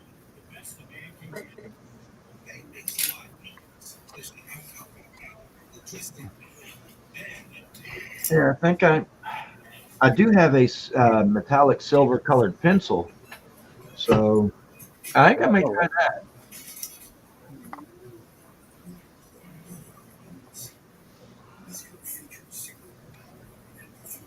I think I might try You know, that. if you make a mistake, all you gotta do is, hit it with a moist into your finger with a Q-tip. Right.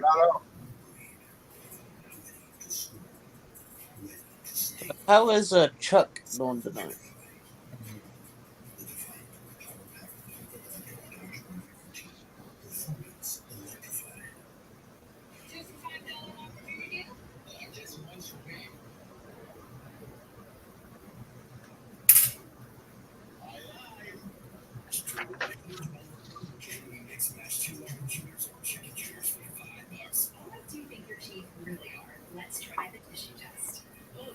Still yellow. There's toothpaste white and there's Crest 3D White Strips White. They whiten like a $300 professional treatment. And to maintain your brightest smile, try Crest 3D White toothpaste.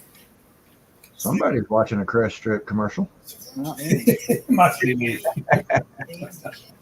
I turned it down for you. That's good, Chuck.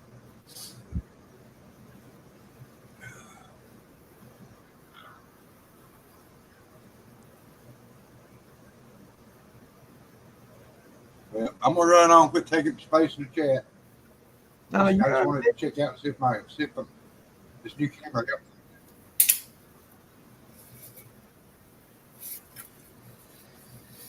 I shouldn't do this, but I'm gonna. It seems like it helped a little bit. So.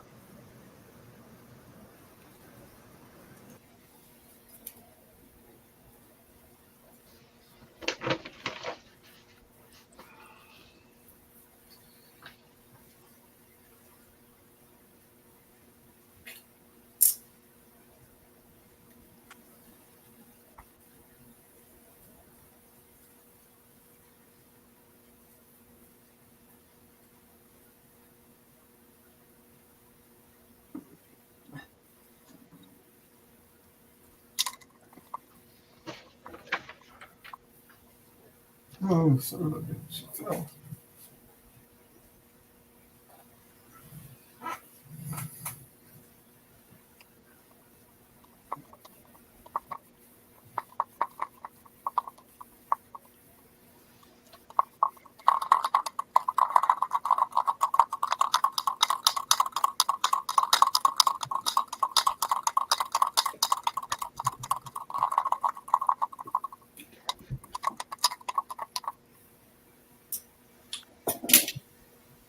Shake, shake, shake, Sonora.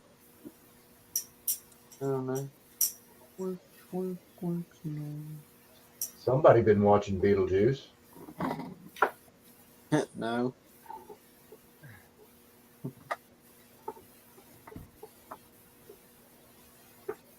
I just remember that from The Little Mermaid. It's also from Beetlejuice.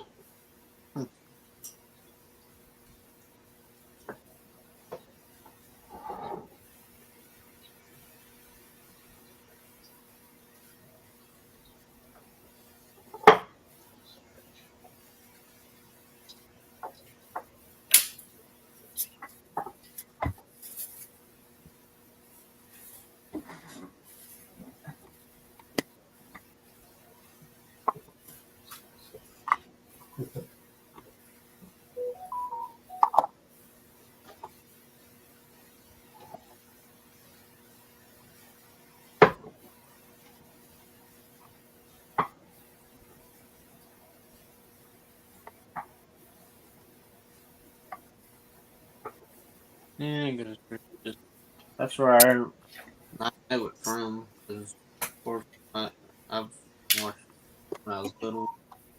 All that, so. Which, of course, it's been years since I've seen it. What if you're double that, Red?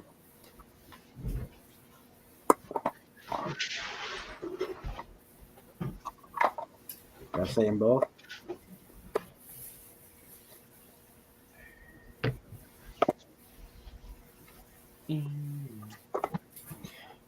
All right. Wow. That's yours.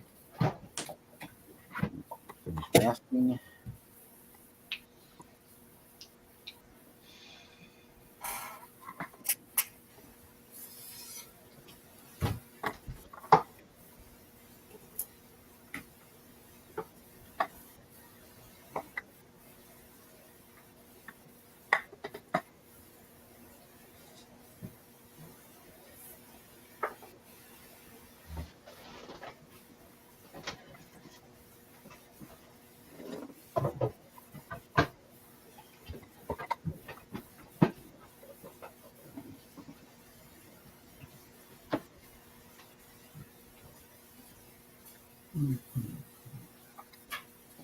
All right, later, Red. Later, brother. Oh, my other.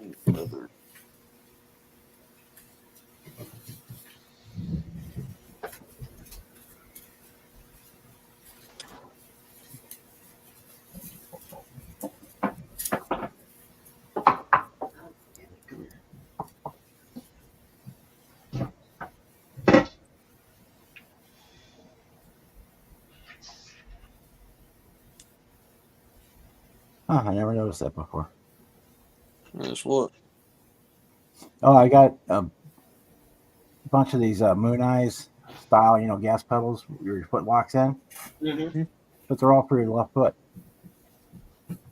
Turn it around, make it put right.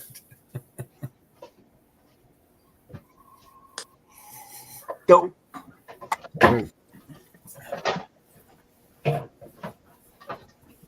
There's even the UK cars, the gas pedals on the right.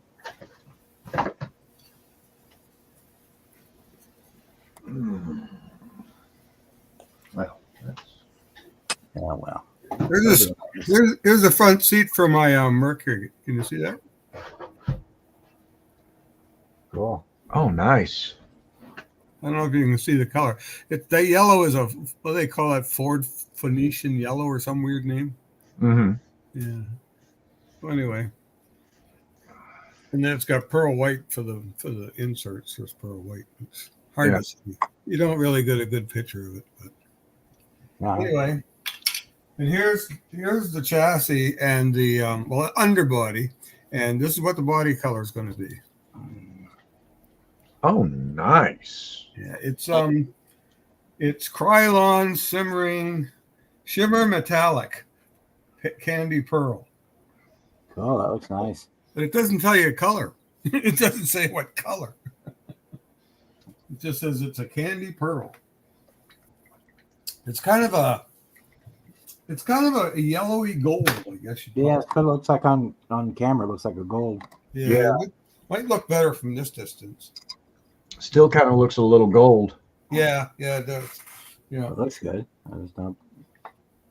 Anyway, I got, and here's the motor. It's pretty well done. It's very hard to get a good picture on this, but Yeah.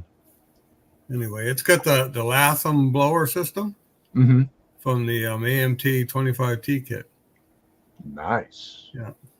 I'll tell you, it was some hard putting that friggin' wire. I should have wired the magneto first. Instead, I went to work, drilled a hole in it, and I glued it in. And then I said, no, I got to run these fucking wires through there. I couldn't do this. Wasn't easy. And the guy sent me a 3D printed coil. And that was nice. But he also sent me 3D printed Ford solenoids. And I don't know if I can use them. They're so bloody tiny. Yeah. Like, they are tiny. And I'm sure if you looked at them under very, very powerful magnification, I bet you they are detailed out the wazoo. Yeah, I wouldn't be surprised. No. I mean, So anyway, it's hopefully, like the MSD ignition boxes that Matt Inman prints. oh yes, Those are so insanely detailed that they literally say MSD ignition, wow. and I want to say 6AL at that in the moldings. Yeah. So, and that's scaled down to 25th scale. Yeah, it's amazing what that 3D stuff can do. Yes, it is. It's just a whole new thing. And the 3D printers are going down in price a lot. Yes, they are. Yeah. I don't know if I'll ever buy one, but I probably will, just so that I can A, print my own model stuff, as well as B, print some minis as well, because I also do tabletop gaming. oh yes, right. So And see 3D print stuff for people and send it to them. And mm-hmm. Well, And no, that's another thing. I mean, you can buy the file, but then you got to have a printer, and then you got to have, some other washer, and you got to have the printer, you got to have the washer, Yeah. you got to have the resin to print it with in the first place. But in the long run, once you make that initial large out-of-pocket purchase for the printer, for the physical equipment on hand, right. printing the file or purchasing the files and then printing them yourselves, Yeah, that's going to save a lot of money in the long run. it will. With going out and getting the resin every once in a while to replenish your supplies. Right. Yeah, you got to replace the FEP every now and then too. So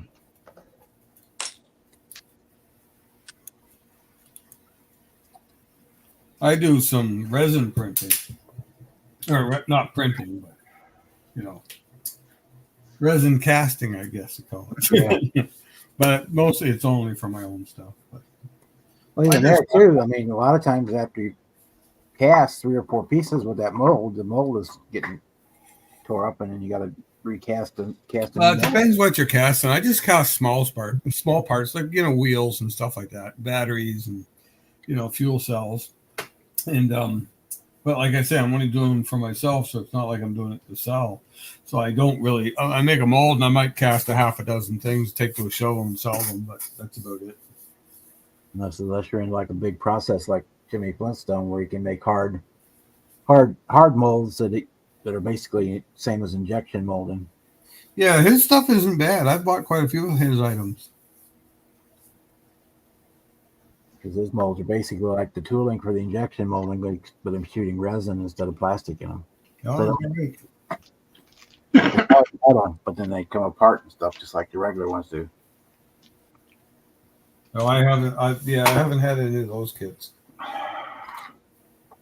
I just bought some of the bodies. I went to NNL East last year, and I got the Ford van, the Dodge van, and the Chevy van bodies. that's like, what was it? Last week, I think maybe, was my model club's monthly meeting. Oh yeah. And one of the guys asked if any of us were doing any lowriders. Okay. And I was like, well, yeah, I've got the 64 Impala lowrider that I'm working on. Yeah. And so he gave me a set of these Jimmy Flintstone full moon pewter rims Oh yeah. on it. Only problem, they're too big for the tires. Ah. Yeah. And I started going through checking all the tires I've got. I couldn't find a single set of tires that would fit. You see this moon rim here, or this moon hubcap? Yeah. That is, I bought that at Walmart. And what it is, it's part of an end that covers your license plate bolt. Oh, okay. And it fits perfect. In some tires, you have to trim a little bit on the inside. Mm-hmm. Some of them you don't, but these ones here, I trimmed a little bit because I wanted to push the hubcap in deeper. Yeah. Because otherwise it stood up about. But I saw them and I said, geez, I wonder if they're going to work. Well, you're paying like up here in Canada, I think I paid $5 for them for the set. But I used the license plate bolts and all that, but I kept the caps. Nice. And they're nice, yeah. And, you know, as far as for if I ever find a set of tires that these Flintstone rims will work with, I've actually got two different Dremels. Oh, yes, yeah. And I've got the 3000 and the 4000. And I want to say when I bought the 4000, because I want to say that was the one I bought first, part of the bit and accessory kit that it came with was a polishing kit. Yeah, It's got the polish that you apply to the surface and the buffing wheel, the whole 9 yards. Right. So I actually watched a guy on YouTube do that. I don't know. I'd be a little leery of burning through. But I mean, I'll be able to put a heck of a shine on these pewter rims. Yes. Yeah, pewter would work great for that. Yeah. You know, because you wouldn't have to worry about burning through or nothing. Yeah. So, like I say, I find me a set of tires that'll fit with those rims. Man, I can polish them suckers up super shiny. Have you tried any of the monogram tires?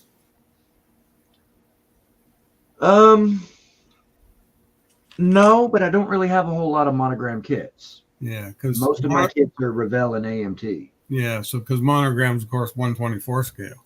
Yeah. You know, so that might make a difference. Now, I noticed some of the Revell kits, like the Black Widow, when they brought it out, it's got bigger rims. Mm-hmm. And it's got nice tires on the reissue, but the rims, you know, they're a bigger rim. Yeah. They might work. But then you got to buy a whole bloody kit. Right? That's the worst part. Which kits aren't cheap anywhere anymore.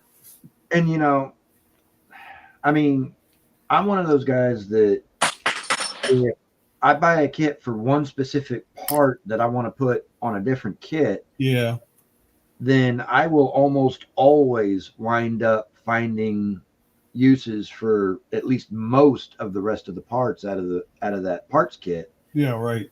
I mean, it's like I've got multiple copies of the 66 Nova Pro Street as well as 67 Chevelle Pro Street, and they're all just parts kits. Right. But one of the Chevelle Pro Streets is going to get built, and it's going to be more of a pro mod than a pro street, but that's also for the senior tribute build. Oh yes, yeah. That's not still need to get my decals and start on Yeah. that. And Kevin, yeah, Revell and Monogram are basically the same company, but the actual Revell kits are 25th scale and the monograms are 24th scale. And I don't generally do a lot of 24th scale. My automotive stuff is almost 100% 25th. Yeah, that's the same way I am. I mean, I've got some monogram kits, but I don't know. Andrew, I haven't really built too many of them. I'm not even sure if I built. Well, the only ones I built are the older dragsters. Mm-hmm. Speaking of the devil there, Ed, just measure out those wheels, real good dimensions on them, and somebody like Luis or Brian or somebody could print you a set of tires for them. Yeah. Just get the exact diameter and the depth of them, and they could print them out. Hey, Lewis. Hey, Andrew.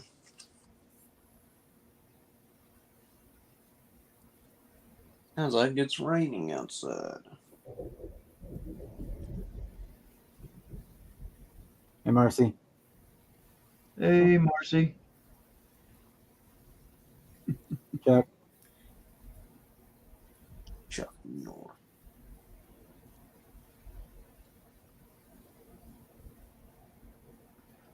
Well, and Bruce, I'm very well aware that 3D resin printing overall is not all that cheap to begin with, but it's cheaper than paying somebody to print for you, because not only are you having to pay them for their supplies and whatnot, Right. but then you're also having to pay them a little bit extra so that they're not just effectively just breaking even. Right. So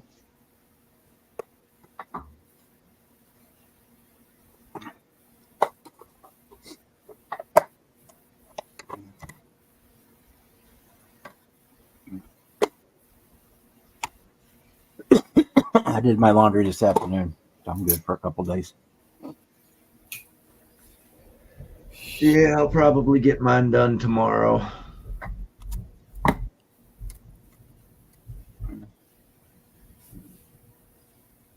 Thankfully, I don't have to go to a laundromat. I got my washer and dryer right here at the house. That's always nice. Yeah.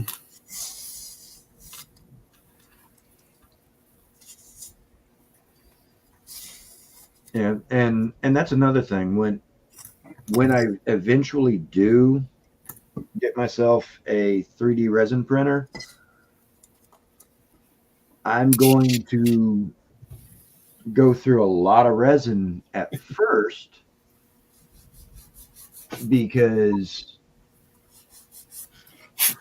I do intend on printing up a whole bunch of different parts for my automotive modeling, as well as printing out a whole bunch of minis, because right now my tabletop minis are printed out cardstock. And also, you gotta 2.5, I call them 2.5D because it's cardstock that it's printed out and then cut out so that it's the images are double-sided. Right. Front side of the image, and you get the back side of the image, and then it's just kind of mounted into a little base that fits within the 1-inch square for the battle grid.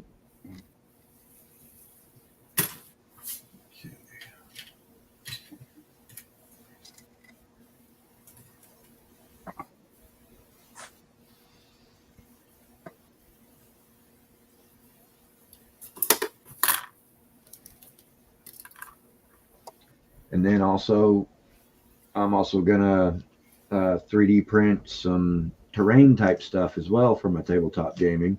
Yeah.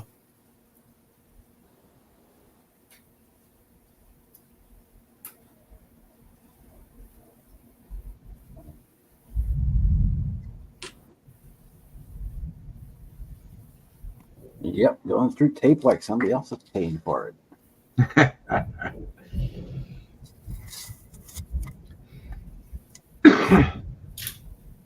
The hazards of getting a well done customized paint job on a model kit, huh, Bob? Yep. I do good to get a normal paint job on a model kit.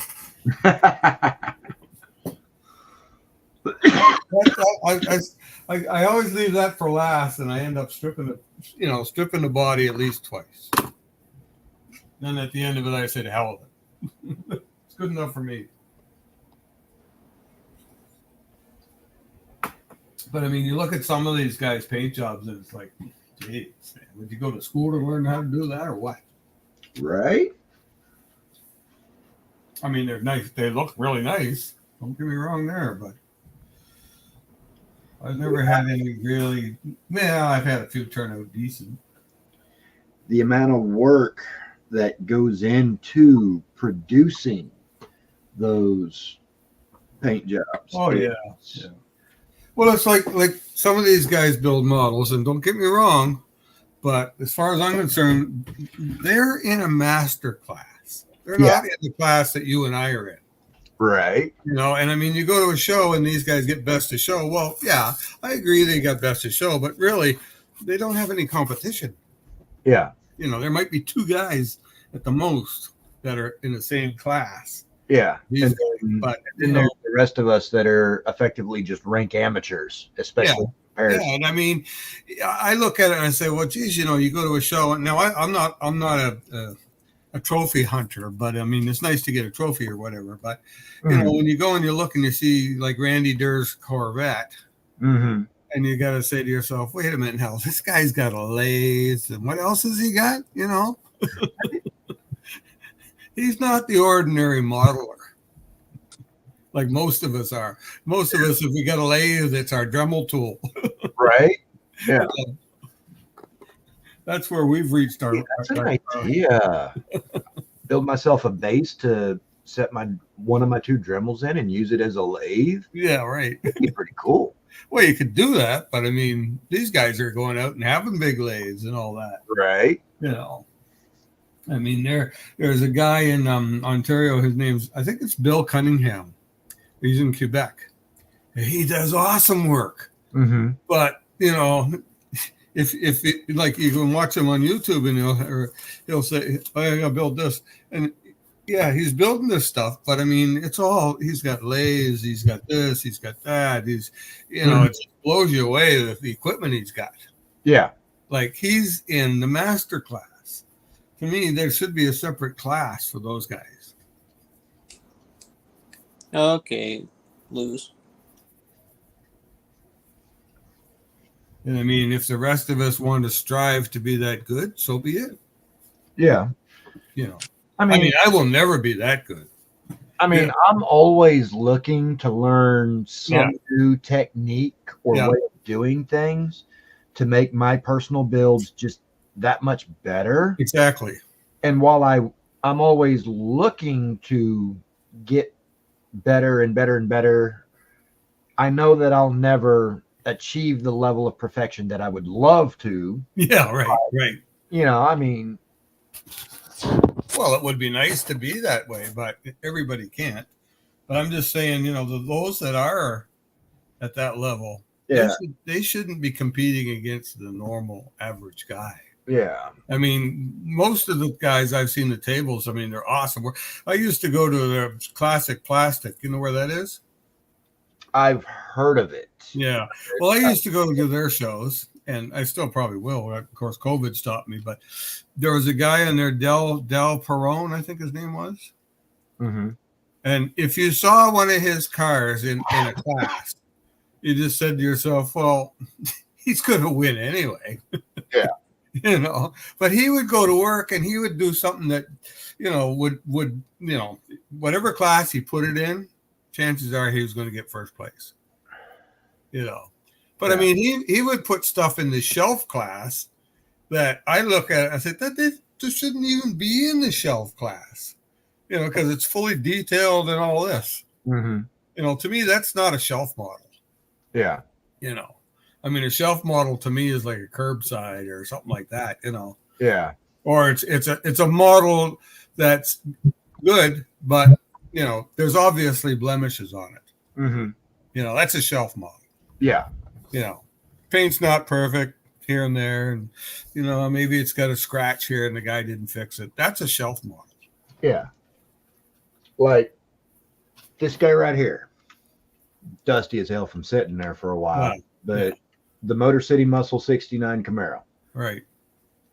I mean, I did an okay job with it. I mean, yeah. I've got some detail and contrast inside the interior so you can actually see the inside of the interior. Yeah, it's not flat black. But by far not a show winner. This is a shelf model. Exactly. Yeah. It's just meant to look good enough to sit there on the shelf and be pretty and be like, ooh, hey. And you're happy with it. Exactly. Yeah. One thing I'm trying, I got to try and get away from is detailing my engines and that. Yeah. You know, I keep, every time I start to build something, I say, I'm not going to detail the engine. Well, you know, maybe I can put spark plug wires on. Well, once you do that, you know, Yeah. it's like the domino principle. Yeah.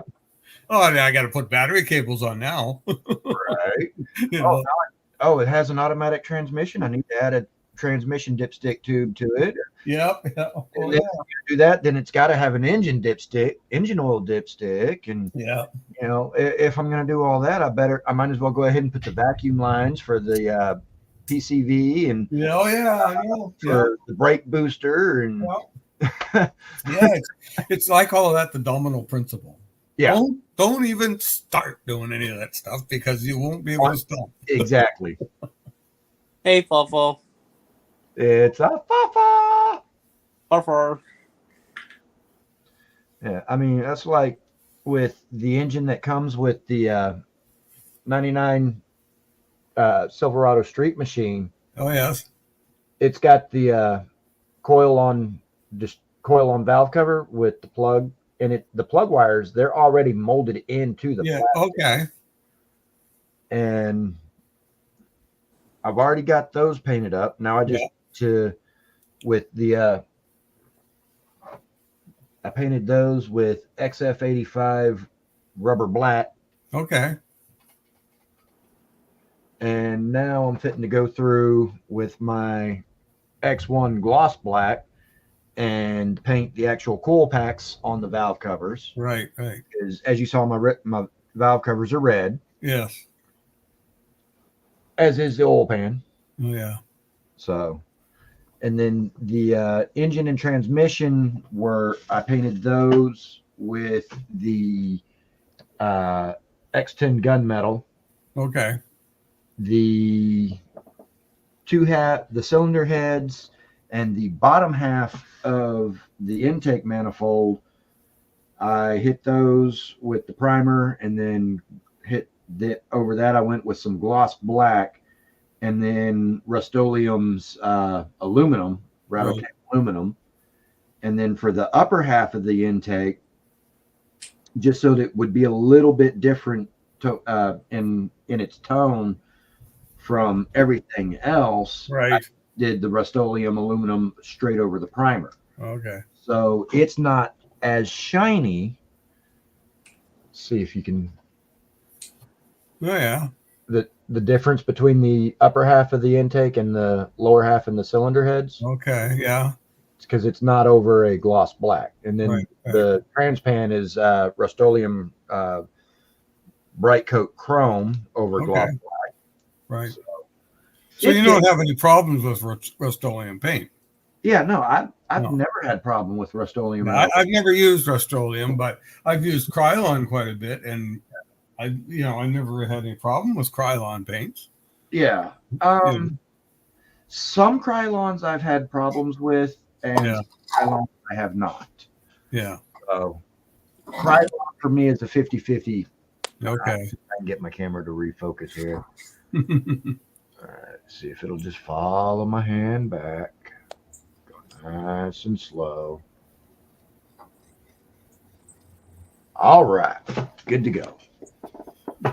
Yeah, because I held that engine up real close to it, and it focused in on it, and then when I set it down, everything else was blurry. I was like, yeah, right.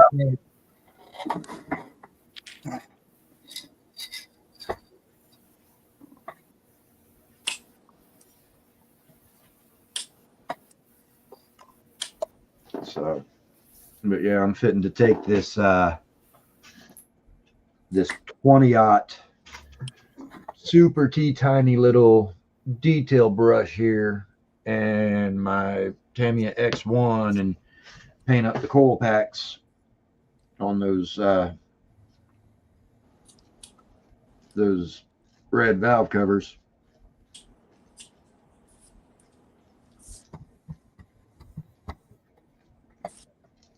And then I need to find my clear blue.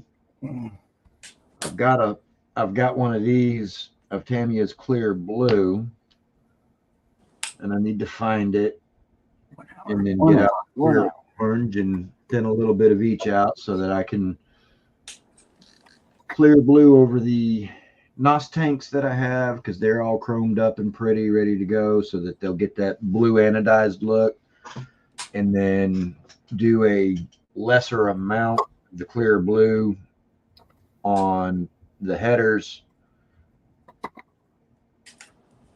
that I'm putting on this engine, so that I can go behind that with some clear orange to do heat staining on them.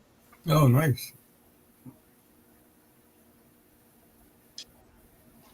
And as far as for the chassis itself, the only detail painting I have left to do is put a little bit of probably some titanium silver on the diff cover.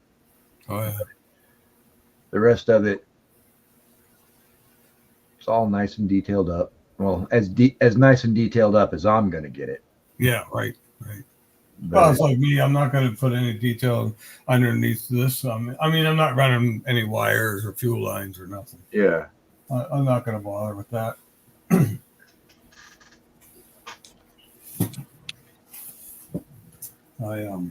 Okay, Miss Marcy. Marcy? Where's Marcy hiding? She was at the laundromat and she's heading home now, but she said she'd be back on if we're right. still here. So We'll be on. I painted my suspension with this. It's a, up here we have a company called Canadian Tire. It's like an automotive company, business. Mhm. Anyway, I bought this chrome. It's called Bumper Chrome. And I probably bought this. I don't know if I got a date on it or not. I used to put dates in the bottom of my cans, but I don't anymore. But this has been around for a long time. But it's as close as chrome as you'd get in a can. Now, I know I haven't tried the Revell stuff yet, but yeah, it works good, I've seen some really good results with that Revell chrome too, the rattle can. Yeah. Well, this isn't chrome as far as chrome goes, but it's nice and bright. Mm-mm. And I used we got a Martin's here, and I went to Martin's and I bought this I went to Martin's and I bought this. Well, it's supposed to be like a mirror paint to put on back of glass, Mm-hmm. and it come out quite nice. It's almost like a it's not a matte aluminum and it's not a gloss aluminum, so it's kind of midway. Yeah. And actually, I got to fix that on because I didn't trim the little tags off when I cut it off the sprue. So I suppose I'm going to touch that shit up now. Well, that's like Rust-Oleum's Bright Coat Chrome. Right. When you shoot it over, when you do a primer and then a gloss black. Yes. For a base, and then you shoot the Bright Coat Chrome. Look up the screen real quick when you can. Oh yeah. That's Rust-Oleum Bright Coat Chrome. Right. Gloss black. Now that looks good. Yeah. And I think that's going to make an excellent base for shooting some Tamiya clear blue on to make it look anodized, because that's one of the nitrous tanks that VCG Resins offers. Okay. So. Yeah. I haven't tried too much of that stuff up here because goddamn paint's gone crazy up here. Well, it ain't much crazy everywhere. Like everything's gone out of price, out of whack. Yeah. I mean, I just went to my little mom and pop brick and mortar that's just right around the corner from my house earlier today, and the 3 big pots of Tamiya that I bought, the XF flat aluminum, X18 semi-gloss black, and XF69 NATO black, ran me $13 for the 3 bottles. Yeah, up here they probably be that for 1 bottle. Close, be at least half of that for 1 bottle. Yeah. It's gotten crazy. Like You know, like a model kit up here is running. Well, if you buy it at the local hobby shop, you're looking at 40. Well, let's say $45 to $50. Yeah. And I mean, that's without the tax. Mhm. And we've got a 15% tax here. Woo! Ouch. Yeah, but I know people say, wow, that's a lot. And it is a lot, but you gotta look at it the other way too. We don't pay anything for our medical. Yeah. Like if I go to the hospital and have x-rays done, I don't pay for it. Yeah. Or if I have a broken arm and they fix it, I don't pay for it. Yeah. You know, it's just you just go in, have it done, and walk out. If I have a blood test done, I don't pay for it. Yeah. Whereas here in the States, any kind of medical anything, Yeah. you better have insurance or Right. you're going to be quite a lot broker at the end of the day. Yeah. Yeah. Yeah, just simple doctor's visit is about $145, $150 just for a 20-minute visit to walk in, and they do your vitals. Doctor walks in, says, "How you doing?" You say, "I'm doing fine," and he listens to your heart and sends you on your way. That's $140. Yeah. Here it's nothing. You just walk in and he does what he does, and he walks out, and you go to the drugstore and get your prescription. Now if you got a medical plan, you got to pay a percentage for your prescriptions. Now I pay $50. Usually it costs me about $15 for a prescription. Yeah, I'm on my disability. I pay $4 per Prescription. prescription for name brand ones, and it's $2 and something for generic for Right. 30-day supply. Right. And I'd be saving that $2 getting the generics if I can. Well, it's not everything's available on a generic Yeah. option. But whenever the generic option is available, yeah, I'm going that route. Because the one, Granted, it's only a $2 difference, but $2 here, $2 there, $2 the other. Yeah, exactly. Wow. Yeah. Yeah. we It doesn't pay take long to add up. is about $400 or $300 each once a week Yeah. for it's the EpiPen. I got to do it once a week. Oh, wow. It's $1,200 for four pens. Woo. Yeah. I mean, And I like to pay $4 for it, so I pay like just a minuscule amount. that's part of the reason why I don't have the EpiPen that I'm supposed to have, because I have a very severe food allergy to mustard, of all things. Really? Wow. Yeah. If I eat yellow mustard, well, mustard of any kind, yellow mustard, Dijon mustard, whatever, just mustard, Yeah. my throat swells shut. Ooh, that's not good. Yeah, you need My to neck carry a phone pen. Out or anything like that, but my esophagus will swell shut, Wow. Yeah, so where I cannot even breathe, let alone swallow water. Oh man, that's nasty. Yeah. yeah, I used to have an adrenaline kit pen when I was a kid. Yep. So because of that, I'm supposed to keep an EpiPen on my brain at all times. Right. But I can't, because I can't afford one, because they're so flippin' expensive. Yeah, I don't know how that works up here. Like, I don't know if you can just go to, your doctor probably prescribe you one. You go to the drugstore and you pay a couple bucks and get one. Yeah. Go do a doctor's appointment, a doctor checking you out. They're like, let's see, how can I get like $1,000 out of you? Yeah. Mm-hmm. Well, it's like United States is maybe not the only country, but it's the best well-known country for doctors to come to become millionaires. Yeah. Because most everywhere else has government-funded healthcare. Right. Right. Yeah, I talked to a friend of mine down in the States, and we talked about Medicare and all that. And it was really, I couldn't quite understand what he was saying, but basically what he said is he didn't want to pay tax like we pay tax, right? And that basically that's how everything is funded. Like I'm paying 15%, you're paying 3%. Quarter. Huh? 8.25%. Well, okay, but some states are like less, right? Yeah. So Yeah. the thing is, like he says, well, I don't want to be paying medical for somebody else. And I said, well, it doesn't really matter who you're paying medical for because that person's paying medical for you too. Right. Like everybody's putting the money in the pot, Yeah. kind of thing, you know.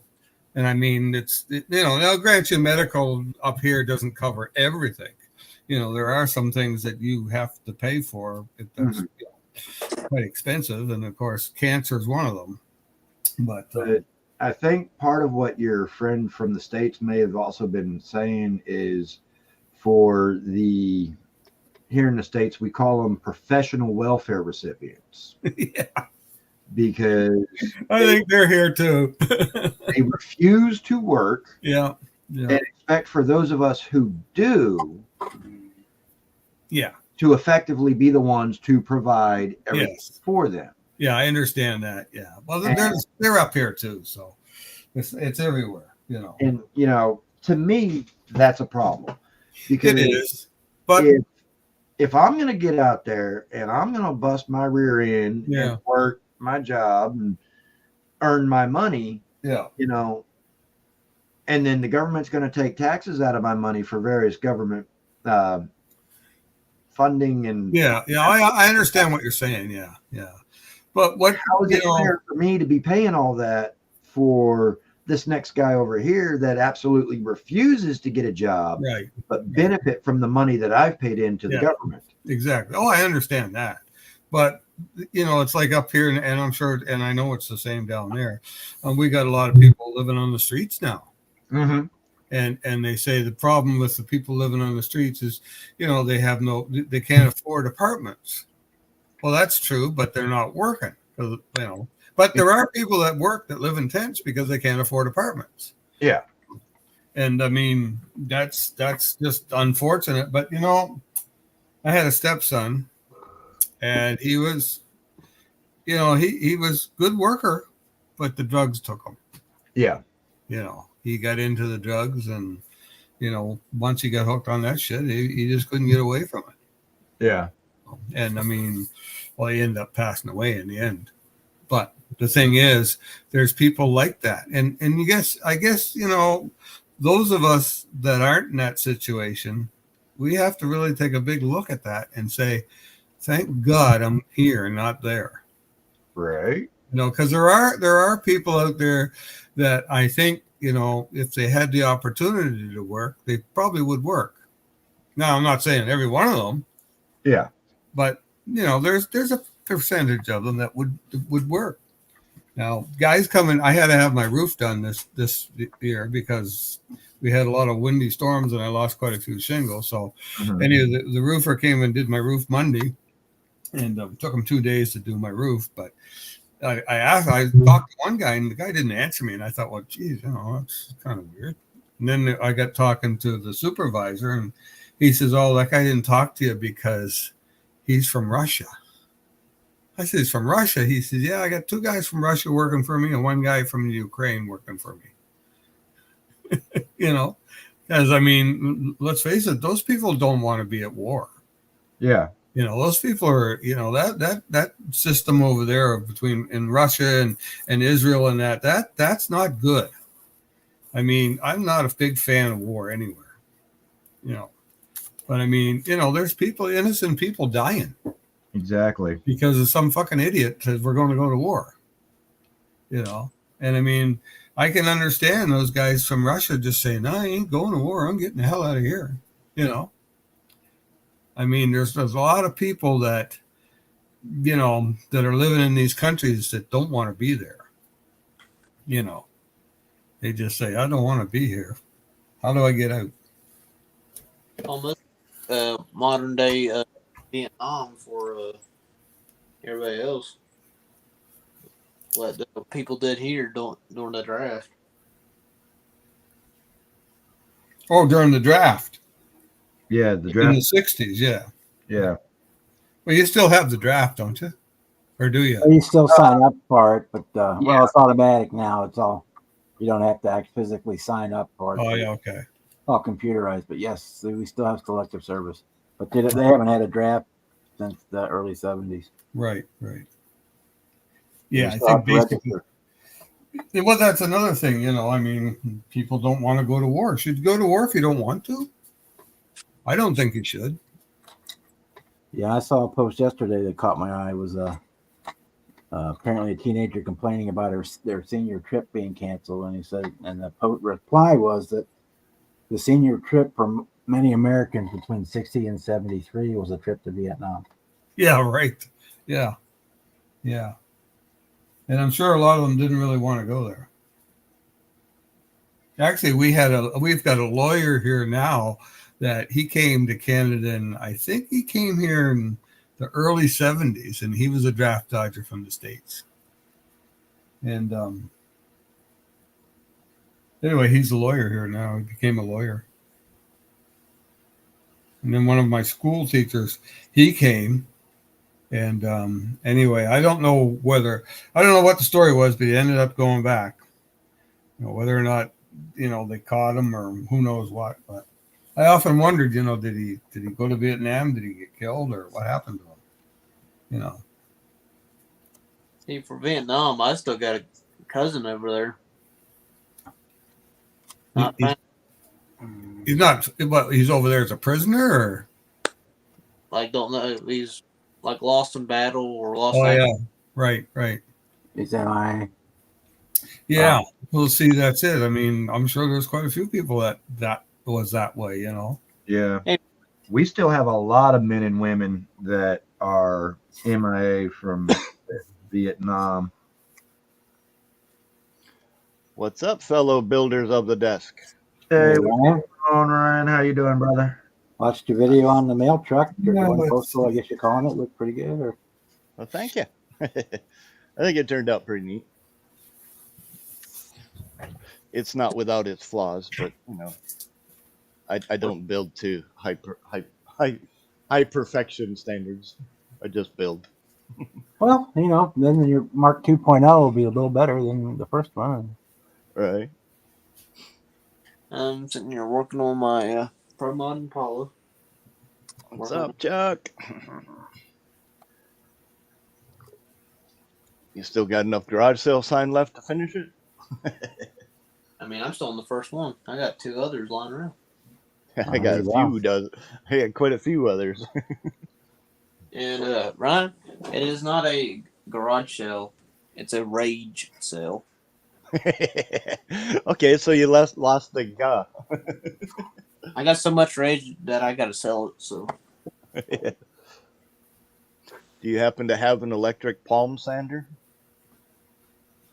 Because if you do, that's the best way to get rid of all that black and orange off of it before you even start cutting on it. It's a lot easier than trying to hand sand it. I usually put that on the inside. Same here if I have the option. Not always the option when I'm using body panels and things, but it's black on one side and white on the other. Mr. Styrene Bender, Chuck, I did send you an email, by the way.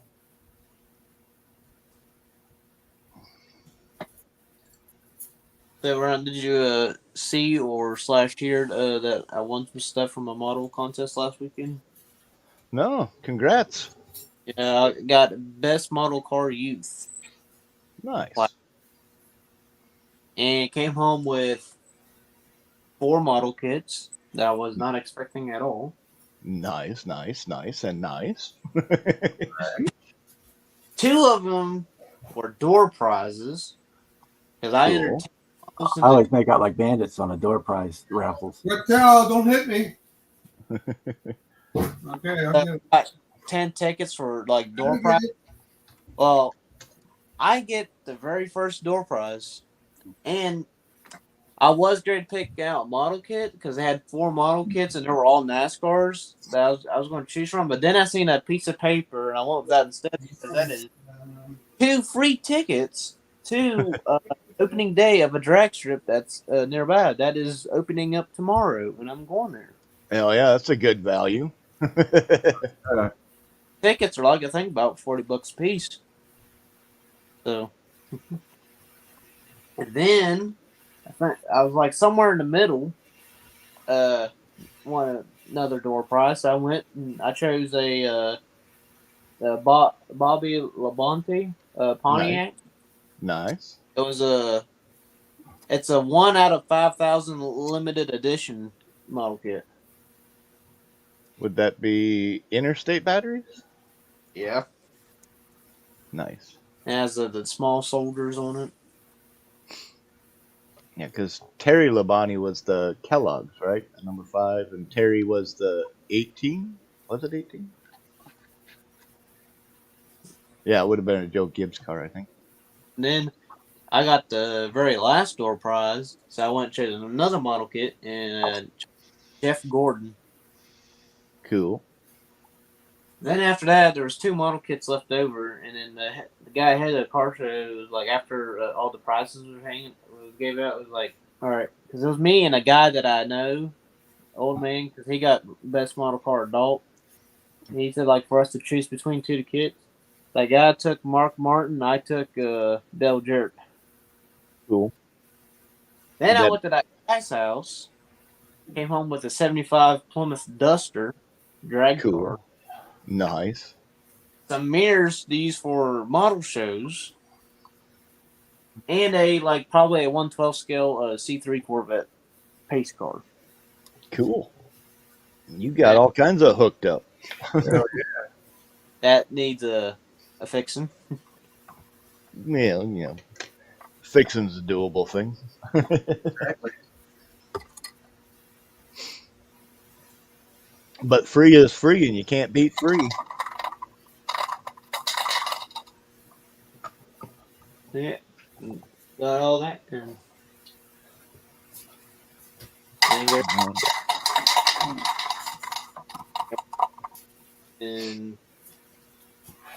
there's another model contest next month on the 8th near me that I'm probably going to go to.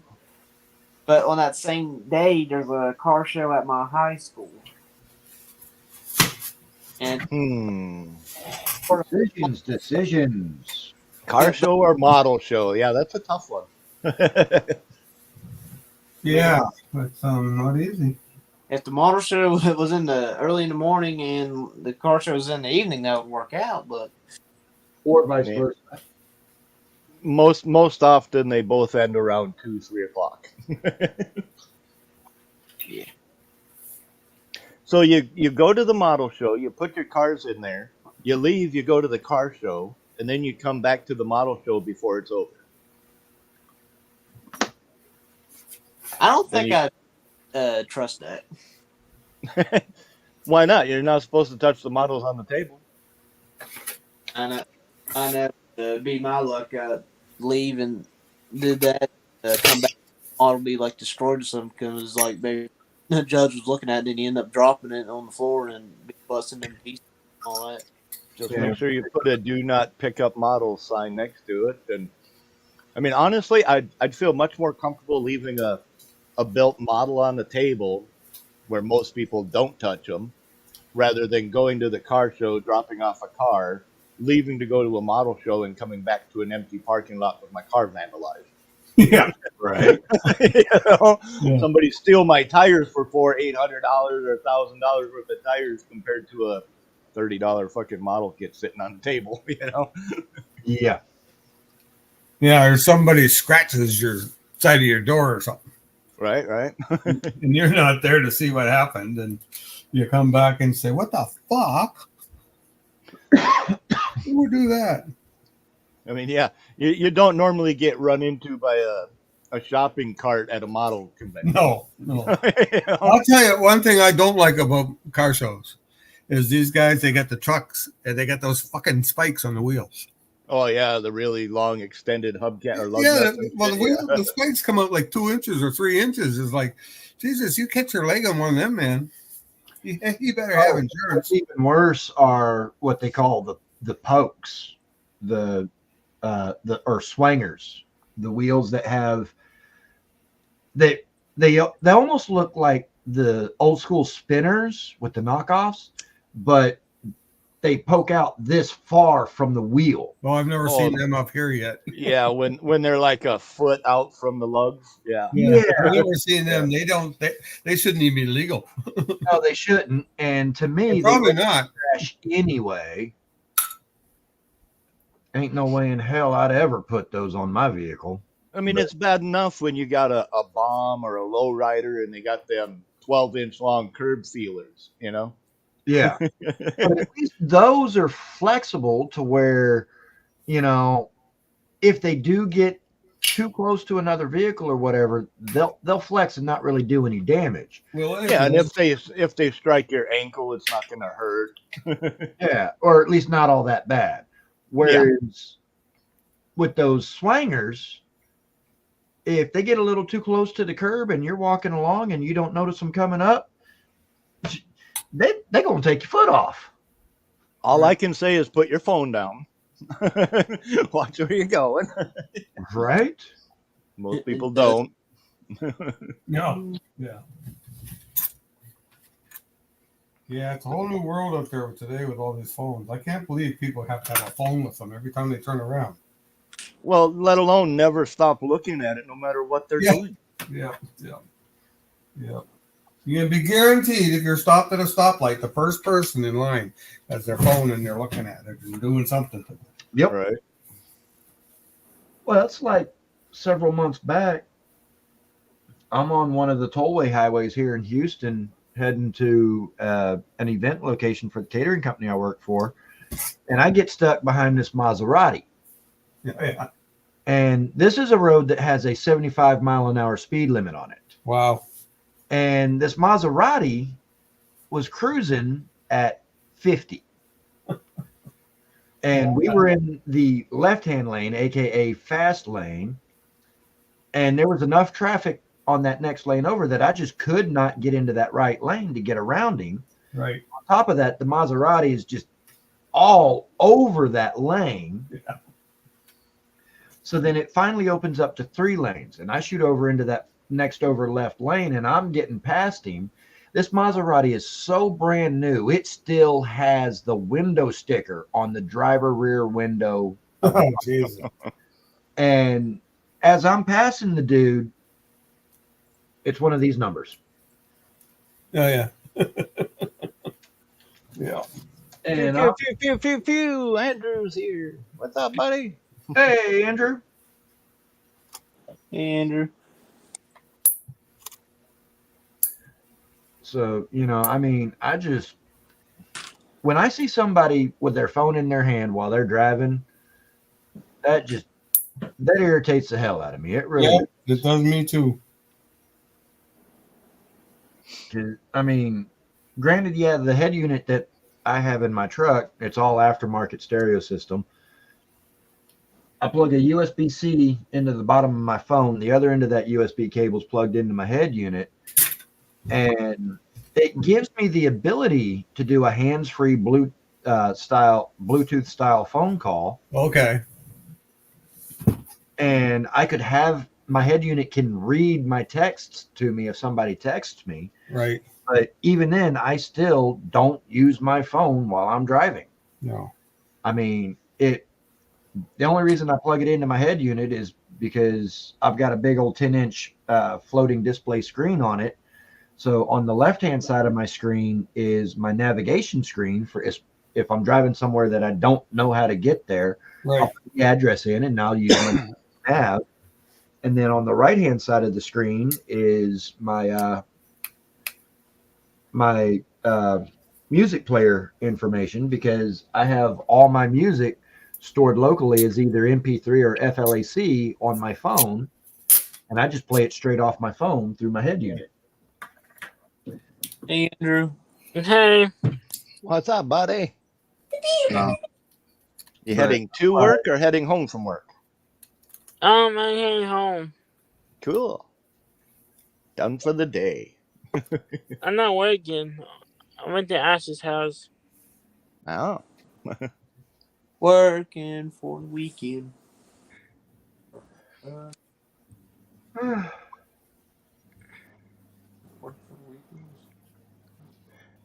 So you got a girlfriend yet, Andrew? No, Why not? I don't want one. Too much trouble. Oh, dang it. There's more trouble than they're worth, Andrew. That's a very smart decision, brother. I'm just It scared of women. takes away your time to build models, that's for sure. It takes a little time for everything. And money Yeah, money. Yeah. and freedoms. No, you can't go out with the boys tonight. No. Yeah. Where are you going? Oh, the boys. No, what for? No, you are not. Well, yes, I am. You got a honey-do list that ain't done yet. Yeah, well, that's just tough. Yeah. Because I'm gonna go hang out with my buddies. End of story. Anybody tells me they got a to-do list that I'm supposed to do, I say no. You made the to-do list. That's yours to do. Right? If I Just wanted go a fence to-do it 2 list, ways. I would have made it. And just like that Toby Keith song, you ain't much fun since I quit drinking. Honey do this, honey do. Yeah, Go fence it 2 crazy. yeah, they are. See, Especially if you get a crazy one. see, Oh, those are the worst. Andrew, he don't want one. Me, I'm just scared of women. Because I mean, nowadays, like you walk up to like, hey, you want to go out sometime, and they're like, oh no, stop, that's offensive. Get away from me. Get Yeah. away from me. You crazy. Or or it could be a dude instead. Right? Life is like a box of chocolates. You never know what you're gonna get. Yeah, box of chocolates. Yummy, I'll yummy, eat yummy. chocolates. I could Yeah. use a box of chocolates right about now. I'll eat them. I still got a little box of 5 chocolates from Valentine's Day. Oh wow. I should probably open them and eat the damn things. Probably, yeah. Because Hey, right now, granted, right here, chocolate's got a nice long shelf life, but it doesn't have a It indefinite. takes them. hey Well, Edward, Hey, Edward, how you doing, brother? worst case scenario, it gets that white powdery film on it. Big deal. What's up, Eddie Word? Fuck, where else go?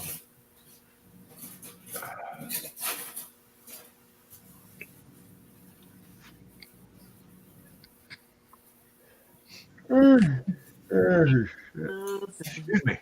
good time.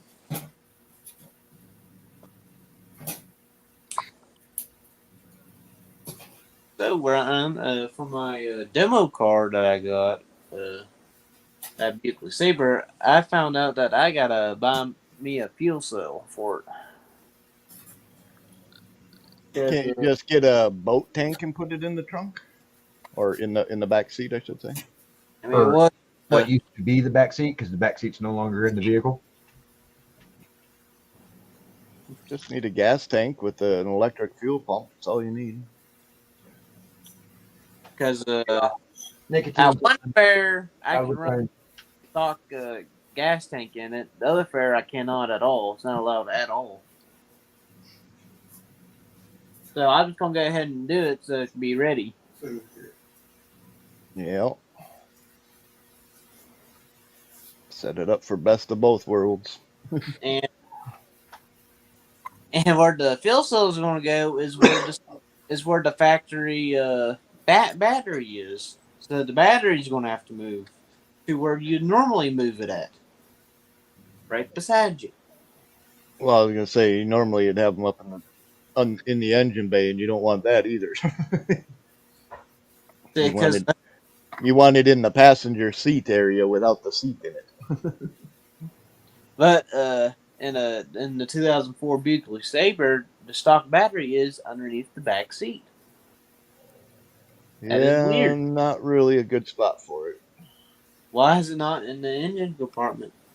What the heck, Well, Buick?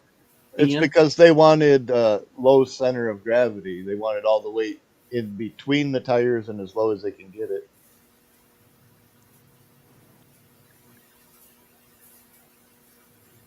Looking patriotic there, Bob.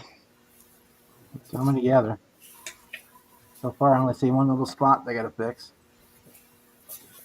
That ain't so bad. I can probably polish that out. Is it the red or the blue? Blue.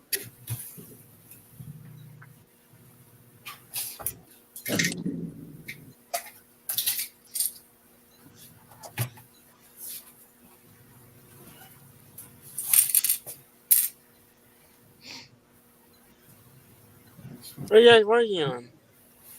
Well, I'm working on my Pro Mud and Impala drag car, Andrew. I'm actually not working on anything. I finished my mail truck and just recorded a video, and then I saw the live and I came in to join you. I just hope it's not raining tomorrow.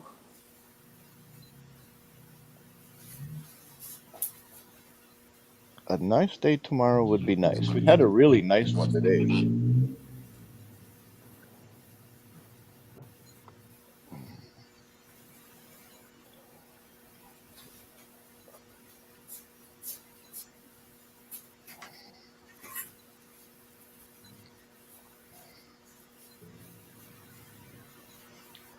So what'd you have for supper, Andrew?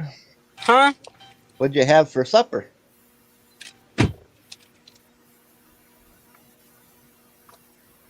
Summer? What'd you eat? No, chicken fingers. Chicken fingers. Hmm? They don't have fingers. They got claws. Chicken fingers and pizza. Don't even have hands. That's what it's called. Yeah, I know. We know. They're just messy. Yep, Edward, Bob's Wreckfest build that he's working on. I mean, English Yeah. is messed.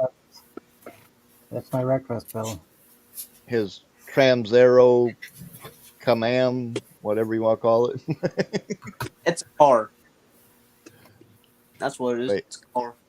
Well, you know how the game likes to blend the two things together. A meatball pizza? Interesting. No, pet one pizza. I had me some brats. But Yeah, brats. It's like a hot dog, but and like a sausage kind of put together. That's my favorite. More so like a sausage, I guess is what it is. But, Yeah, but you, yeah. It's like sausage got cheese inside. Some of them do. it's been a while since I've had brats too. And all it was good. I was tempted to eat a third one, but I was like, yeah, I better not. So why is it they sell an 8-pack of hot dogs with a 6-pack of buns? That don't make a lot of sense. I mean, you probably have to buy like 10 packs about each or something like that for it to finally even out. Yeah.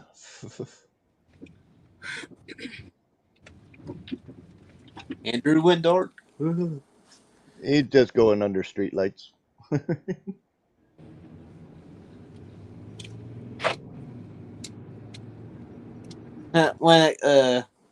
When it shows up in the light, it'll be Lewis. Just you're like he transformed.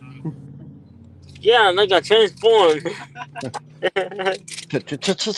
like Transformer. Yeah. Like, he's on the dark side. He's evil. He's one of the Transformer. Andrew ain't evil. That's the Decepticons. I'm Transformer. I'm Bumby. you buzz and make honey. Yeah. Buzz.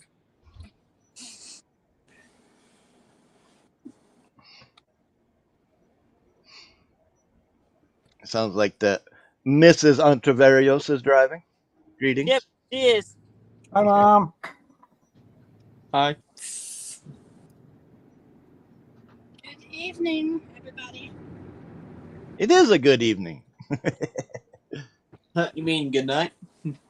Well, no, it's not quite that late yet. 10 o'clock. So It's almost 9 o'clock here in Houston. See, it's still not that late yet. I'm usually up till 4 a.m. True. It's late bus. My night don't start for a couple more hours yet. Oh, how's that saying go? Like, or that line goes from that. I think it's called from the Truman Show. Like, in case I don't see you, good evening, good night, and good day, or good morning, or something like that. Yep, cover all the bases. Yep. Happy birthday, Merry Christmas. See you next year. Until we meet again. Like I've seen like that. Like, the way to make a family isn't family friendly until we meet again. And the guy just in there running off just.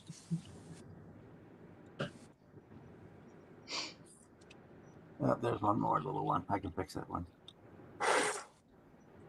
Well, I'm thinking about calling quits on the Pro Mod. What's tonight? Did you get your chassis extended? Well, it's extended and widened. Cool. I'm just waiting on a little small, teeny tiny piece that I added on to the front, where like the core support would sit and all that. Right. Widen that. I gotta wait for a tiny piece to dry. Then it might be ready for paint. Cool. Then I gotta make a fuel cell for it. And you can get your suspension done, your motor mounted. And then it's all fun and games on the interior, huh? Mm-hmm. Which I'm probably just gonna glue all that to the body and then put it on. Right. If I can. Yeah, Chuck, that Camaro's turned out pretty tight. I'm digging that.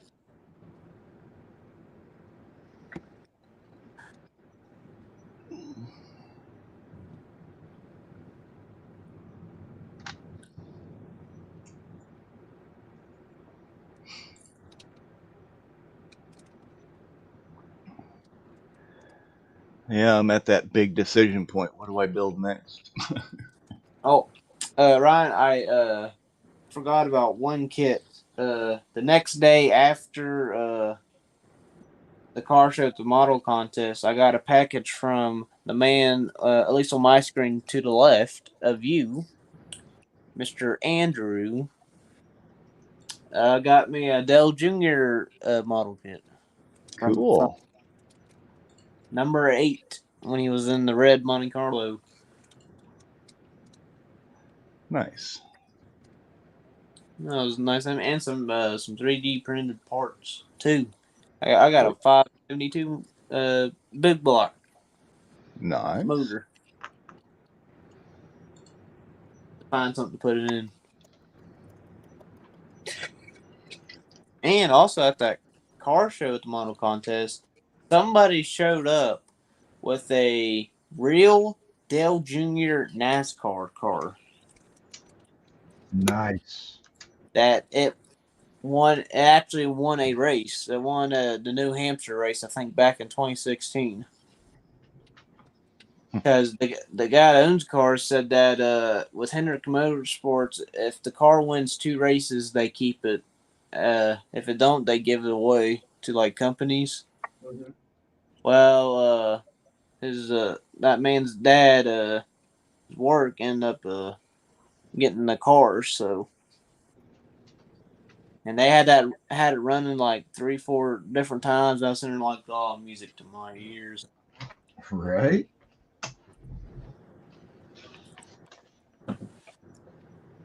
And got on video too and all that. I even went and sat in it too.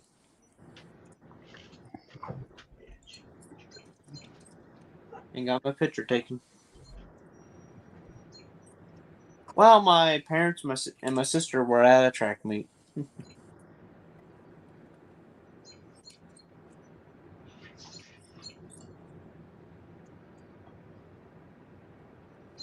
Well,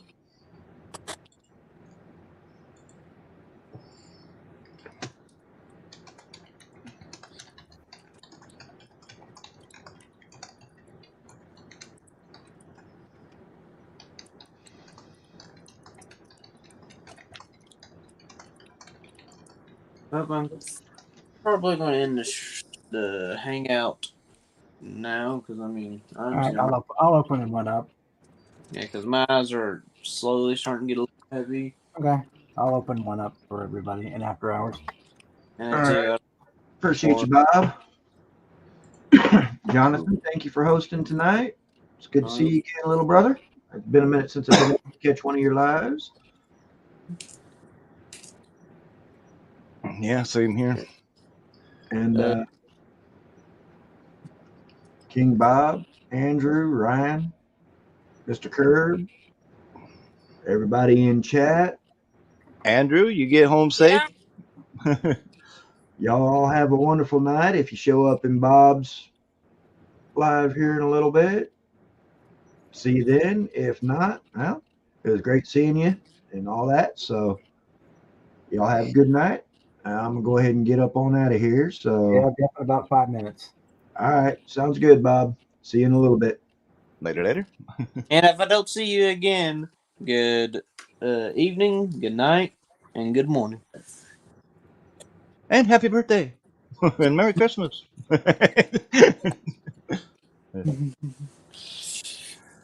right, you're welcome, Edward. Bye. Bye, Andrew.